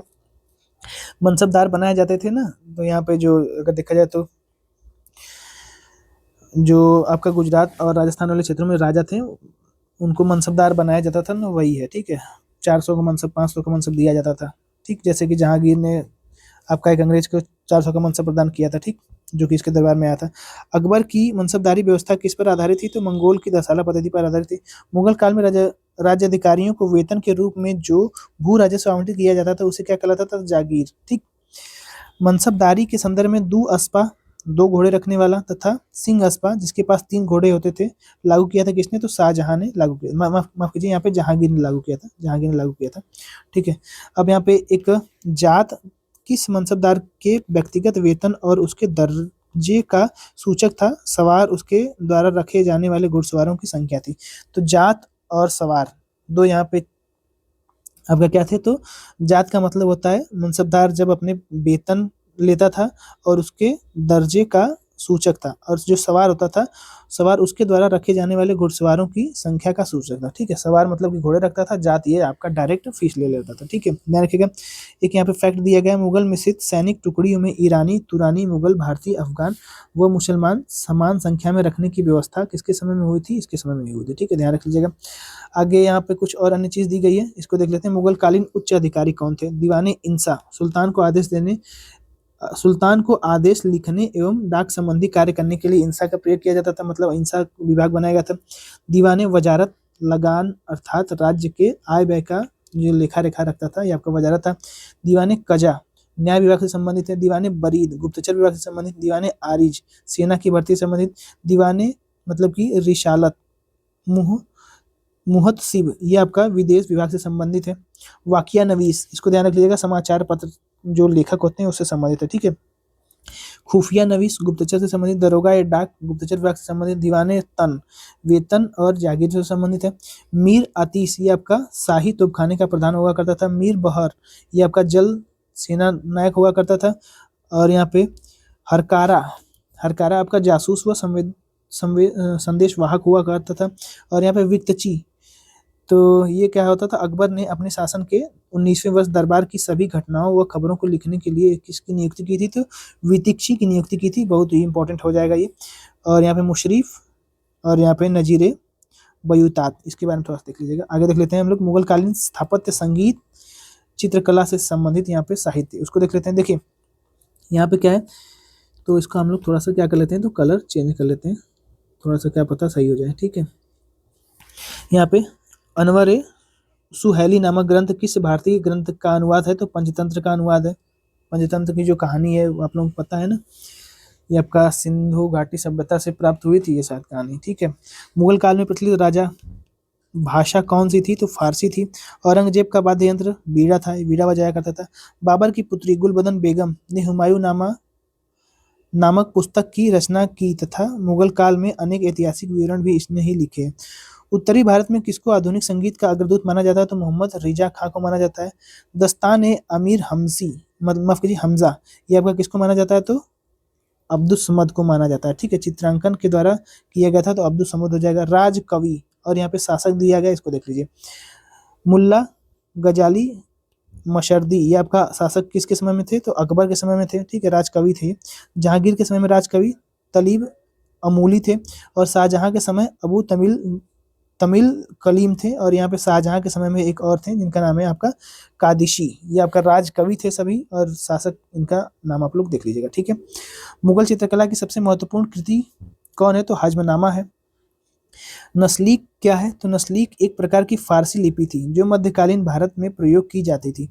मुगल शैली चित्रकला का प्रारंभ किस शासक काल में मतलब कि हुआ था, तो ये आपका हुमायूं के शासन काल में हुआ था, ठीक है। मुगल काल में जो चित्रकला का सबसे पहले प्रयोग था, ठीक है। अब देख लेते हैं मुगल काल में जिस मदरसे ने मुस्लिम न्याय शास्त्र की पढ़ाई में विशिष्टता प्राप्त की थी वो कहाँ पर अवस्थित है, तो लखनऊ में अवस्थित है। शाहजहां के बारे में यहाँ पे दिया गया, शाहजहां के शासन काल में मस्जिद निर्माण कला की अपनी पराकाष्ठा मतलब बहुत चरम पर थी, बहुत बड़े बड़े मस्जिद यहाँ पे इसका निर्माण करवाया जाता था शाहजहां के शासन काल में, ठीक है। जिसमें आगरा के किले की मोती मस्जिद ताजमहल की तरह संगमरमर की बनी हुई है। दूसरी लाल बलुआ पत्थर से बनी हुई दिल्ली की जामा मस्जिद है, जिसमें एक विशालकाय दरवाजा और यहाँ पे क्या है, तो ऊंची और पतली मीनारें तथा अनेक गुंबद इस मस्जिद की प्रमुख विशेषताएं हैं। आगे देख लेते हैं थोड़ा सा, यहाँ पे क्या है, तो मुगल कालीन स्थापत्य कला के प्रमुख उदाहरण, इमारतें दिया हुआ है, स्थान और शासक, ये डायरेक्ट पूछ लेता है डायरेक्ट। तो शेर शाह का मकबरा कहाँ है, सासाराम बिहार में स्थित है। हुमायूं का मकबरा दिल्ली में स्थित है। जहांगीर का महल कहाँ पे है, तो फतेहपुर सीकरी में स्थित है, अकबर के द्वारा ये बनाया गया था, ठीक है। जहांगीरी महल कहाँ पे, तो ये भी आगरा में स्थित है, अकबर के द्वारा बनवाया गया था। अकबरी महल कहाँ पे, आगरा में स्थित, अकबर के द्वारा। आगरा का किला आगरा में अकबर के द्वारा बनाया गया था। दीवाने आम और दीवाने खास, इसका निर्माण फतेहपुर सीकरी में करवाया गया है अकबर के द्वारा। पंचमहल और मरियम महल फतेहपुर सीकरी में है, ये आपका अकबर के द्वारा बनवाया गया था। जामा मस्जिद और यहाँ पे देखा जाए तो बुलंद दरवाजा, ये आपका फतेहपुर सीकरी में अवस्थित है, अकबर के द्वारा बनाया गया था। तुर्की सुल्तान का जो महल है वो आपका फतेहपुर सीकरी में स्थित है, इसको थोड़ा सा ध्यान रखिएगा, तुर्की सुल्तान पूछ सकता है, ठीक है। अकबर का खुद का मकबरा यहाँ पे सिकंदराबाद में है, जहांगीर ने बनवाया था। इस्मत उद्दौला का मकबरा आगरा में अवस्थित नूरजहां ने बनवाया था। और यहाँ पे दीवाने खास और दीवाने आम आगरा में अवस्थित है, शाहजहां के द्वारा बनवाया गया था, ठीक है। आगे आगे इसमें थोड़ा सा इसको आप लोग देख लीजिएगा, बहुत ज़्यादा इंपॉर्टेंट तो है ही है, लेकिन फिर भी बस सीधे सीधे डायरेक्ट दिया गया है, तो आप लोग इसको पढ़ लीजिएगा, ठीक है। एक यहाँ पे छोटा सा चीज़ दिया गया है फैक्ट, इसको देख लेते हैं। हुमायूं के मकबरे दिल्ली में पहली बार 4 बाग पद्धति का प्रयोग दोहरे गुंबद का निर्माण करवाया गया था हुमायूं के मकबरे में, इस बात को ध्यान रख लीजिएगा, ठीक है। मुगल कालीन साहित्य के बारे में दिया गया है, तो यहाँ पे रामायण फारसी में हुआ था और लेखक का नाम कौन है, तो बदायूनी ने किया था, ठीक है। गीता का जो भाषा है वो फारसी में लिखी गई थी राजा टोडरमल के द्वारा। योग वशिष्ठ ये भी फारसी में लिखी गई है राजा दारा शिकोह के द्वारा। और अथर्ववेद इसका फारसी में अनुवाद करवाया था सरहिंदी ने। पंचतंत्र फारसी में अनुवाद करवाया था मौलाना शाह मोहम्मद के द्वारा। बाकी यहाँ पे बाबरनामा के बारे में, अब्दुल रहीम खान के बारे में आप लोग जानते होंगे, ठीक है। तुजू के जहांगीरी और यहाँ पे तमीम खां मोहम्मद हादी के द्वारा ये लिखा गया है, ठीक है, फारसी भाषा में है ये। तबकाते अकबरी ये आपका फारसी भाषा में लिखा गया है, निजामुद्दीन अहमद के द्वारा ये लिखा गया है। बाकी कुछ इसमें इंपॉर्टेंट, पादशाहनामा ये आपका मोहम्मद अमीन के द्वारा लिखी गई है फारसी भाषा में, ठीक है। मुगल काल का एकमात्र गुंबद विहीन मकबरा कौन सा है, तो अकबर का मकबरा गुंबद विहीन मकबरा है, ठीक है। जहांगीर के शासनकाल में अंतिम वर्षों में केवल संगमरमर की इमारतें बनवाने का दीवार तथा अर्ध मूल्यवान पत्थरों से बनी फूल पत्तियों की आकृति से सजाने के लिए आरंभ हुआ था। सजावट की इस पद्धति को पित्रादुरा कहते हैं। ये डायरेक्ट पूछा गया प्रश्न है कि पित्रादुरा क्या है, तो देखिए यहाँ पे जो मुगल काल में जो बड़े बड़े मस्जिद बनवाए जाते थे उसकी दीवार पे सोने चांदी के मतलब की डिज़ाइन बनाए जाते थे उसी को पित्रादुरा कहा जाता है। ठीक है, जो सजावट की जाती थी उसको पित्रादुरा कहते हैं। ठीक है, हुमायूं का मकबरा महत्वपूर्ण तथ्य। देखिए, हुमायूं का मकबरा 1565 ईस्वी में बनाया गया था। इसकी जो पत्नी हमीदा बानो बेगम उसी ने बनवाया था। ठीक है, प्रारंभ किया था। दोहरा गुंबद वाला ये मकबरा है, भारत का पहला मकबरा। चार बाग पद्धति अकबर मतलब कि बाबर को यहाँ पसंद थी, तो यहाँ पे देखा जाए तो इसका प्रयोग पहली बार हुमायूं के मकबरे में हुआ था, जबकि भारत में पहला बाग जो है युक्त मकबरा वाला सिकंदर लोदी का मकबरा है। ठीक है, इस मकबरे का ताजमहल का पुरोगामी माना जाता है। हुमायूं के मकबरे में दफनाए गए मुगल घराने के लोगों में कौन कौन आते हैं, तो इसको आप लोग थोड़ा सा देख लीजिएगा। आगे देख लेते हैं हम लोग। आगे यहाँ पे जहांगीर के शासनकाल में प्रसिद्ध चित्रकार मंसूर को किस उपाधि से सम्मानित किया गया था, तो नदीर उल उसर के उपाधि से शामिल मतलब कि नवाजा गया था। प्रसिद्ध संगीतज्ञ तानसेन का मकबरा कहाँ पर अवस्थित है, ग्वालियर में अवस्थित है। पूछा गया प्रश्न है, अच्छा है। रामचंद्रिका एवं रसिक प्रिय की रचना किसने की है, तो केशव दास ने की है। ठीक, और फतेहपुर सीकरी के बारे में कह रहा है कि फतेहपुर सीकरी का निर्माण 15 वर्षों में हुआ था। इसके महत्वपूर्ण भवन कौन कौन से, तो अभी हम लोगों ने देखा, खास महल, हवा महल, हिरन मीनार, दीवाने आम दीवाने खास जोधाबाई का महल, शेख सलीम चिश्ती का मकबरा, पंचमहल, बुलंद दरवाजा, बीरबल का महल, ये सभी कहाँ पे अवस्थित है, फतेहपुर सीकरी में अवस्थित है। ठीक है, मुगल चित्रकारी किसके शासनकाल में अपनी पराकाष्ठा सबसे ऊंचाई पर गई, तो जहांगीर के शासनकाल में गई थी। मुगल चित्रकला शैली किन शैलियों का सम्मिश्रण माना जाता है, तो भारतीय और ईरानी शैलियों का मिश्रण माना जाता है, भारतीय, ईरानी और फारसी शैलियों का। ठीक है, पित्रादुरा यहाँ पे शैली आई गई। तकनीकी का प्रयोग किसके मकबरे में हुआ है, तो इत्मादुद्दौला के मकबरे में हुआ है, ईरानी शैली में निर्मित है। ठीक है, और यहाँ पे पहाड़ी स्कूल, राजपूत स्कूल और यहाँ पे मुगल स्कूल और कांगड़ा स्कूल चित्रकला की विभिन्न शैलियों को प्रदर्शित करते हैं। संस्कृत में अलोयनिषद नामक एक छोटे से उपनिषद की रचना किसने करवाई है, तो अकबर ने करवाई है। ठीक है, एक छोटा सा और फैक्ट यहाँ पे मिल रहा है।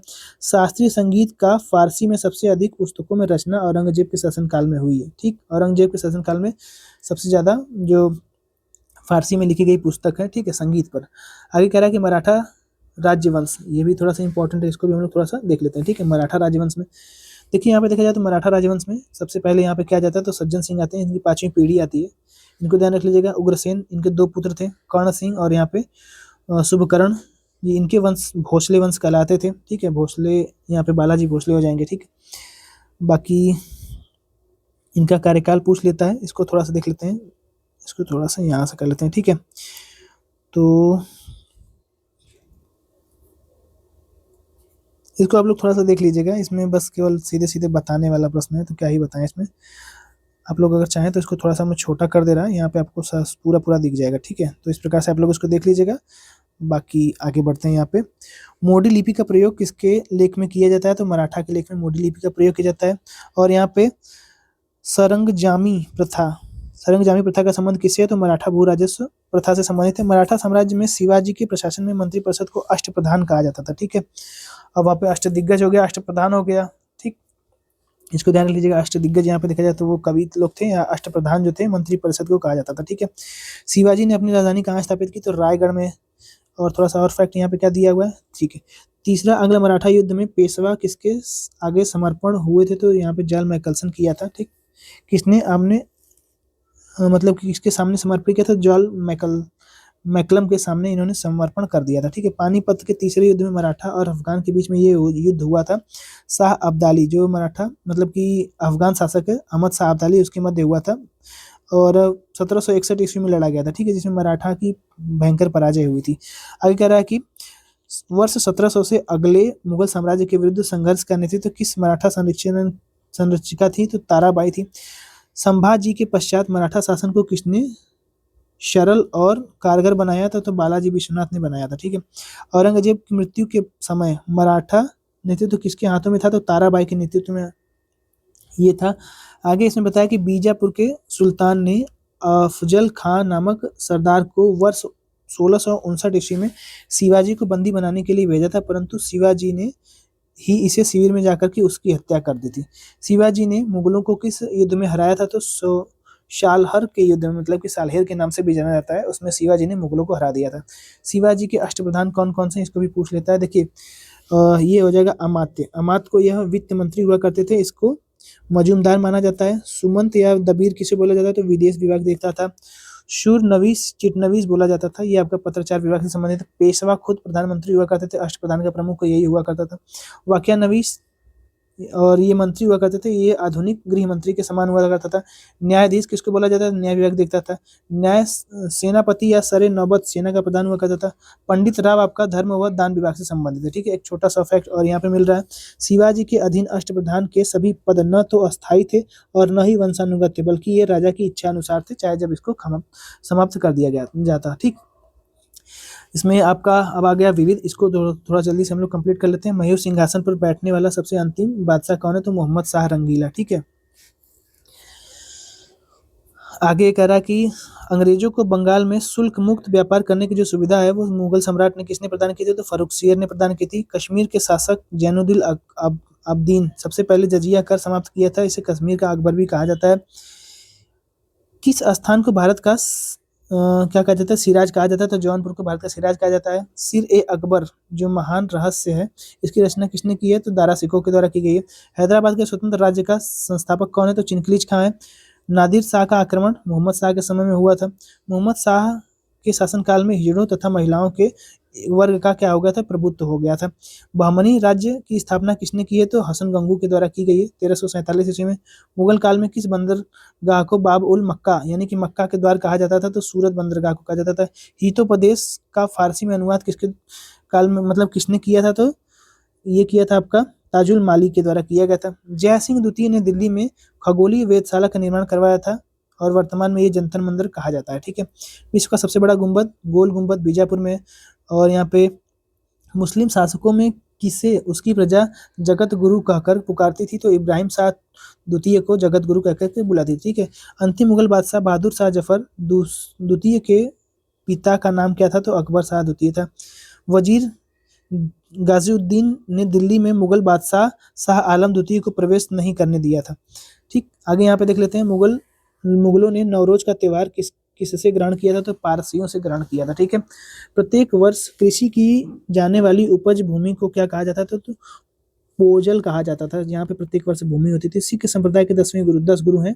नानक सिख धर्म के संस्थापक माने जाते हैं। अंगद हो जाएगा गुरुमुखी लिपि के जनक इनको माना जाता है। अमरदास सिख धर्म के प्रसार के लिए इन्होंने 22 गद्दियों का निर्माण किया था, ये भी इंपॉर्टेंट है। रामदास अमृतसर की स्थापना इन्होंने की थी। अर्जुन सिंह इन्होंने गुरु ग्रंथ साहिबा का निर्माण करवाया था। हरगोविंद सिंह इन्होंने अकाल तख्त की स्थापना की थी। राजा मतलब कि गुरु हरराय ये आपका मुगल के उत्तराधिकारी युद्ध में भाग लिया था और अपने पुत्र राम राय को मुगल दरबार में भेजा भी था।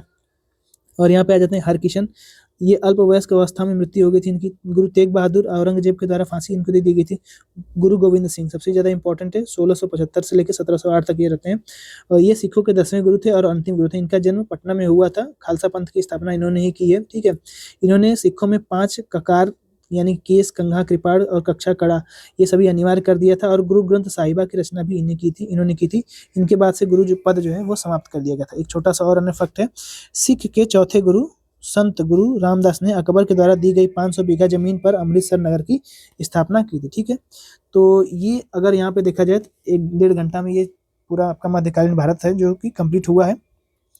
इसको आप अच्छे से देखिए। वीडियो आप लोगों को कैसा लगा इसको कमेंट में करके जरूर बता दीजिएगा। तो मिलते हैं हम लोग किसी और अन्य वीडियो में। धन्यवाद।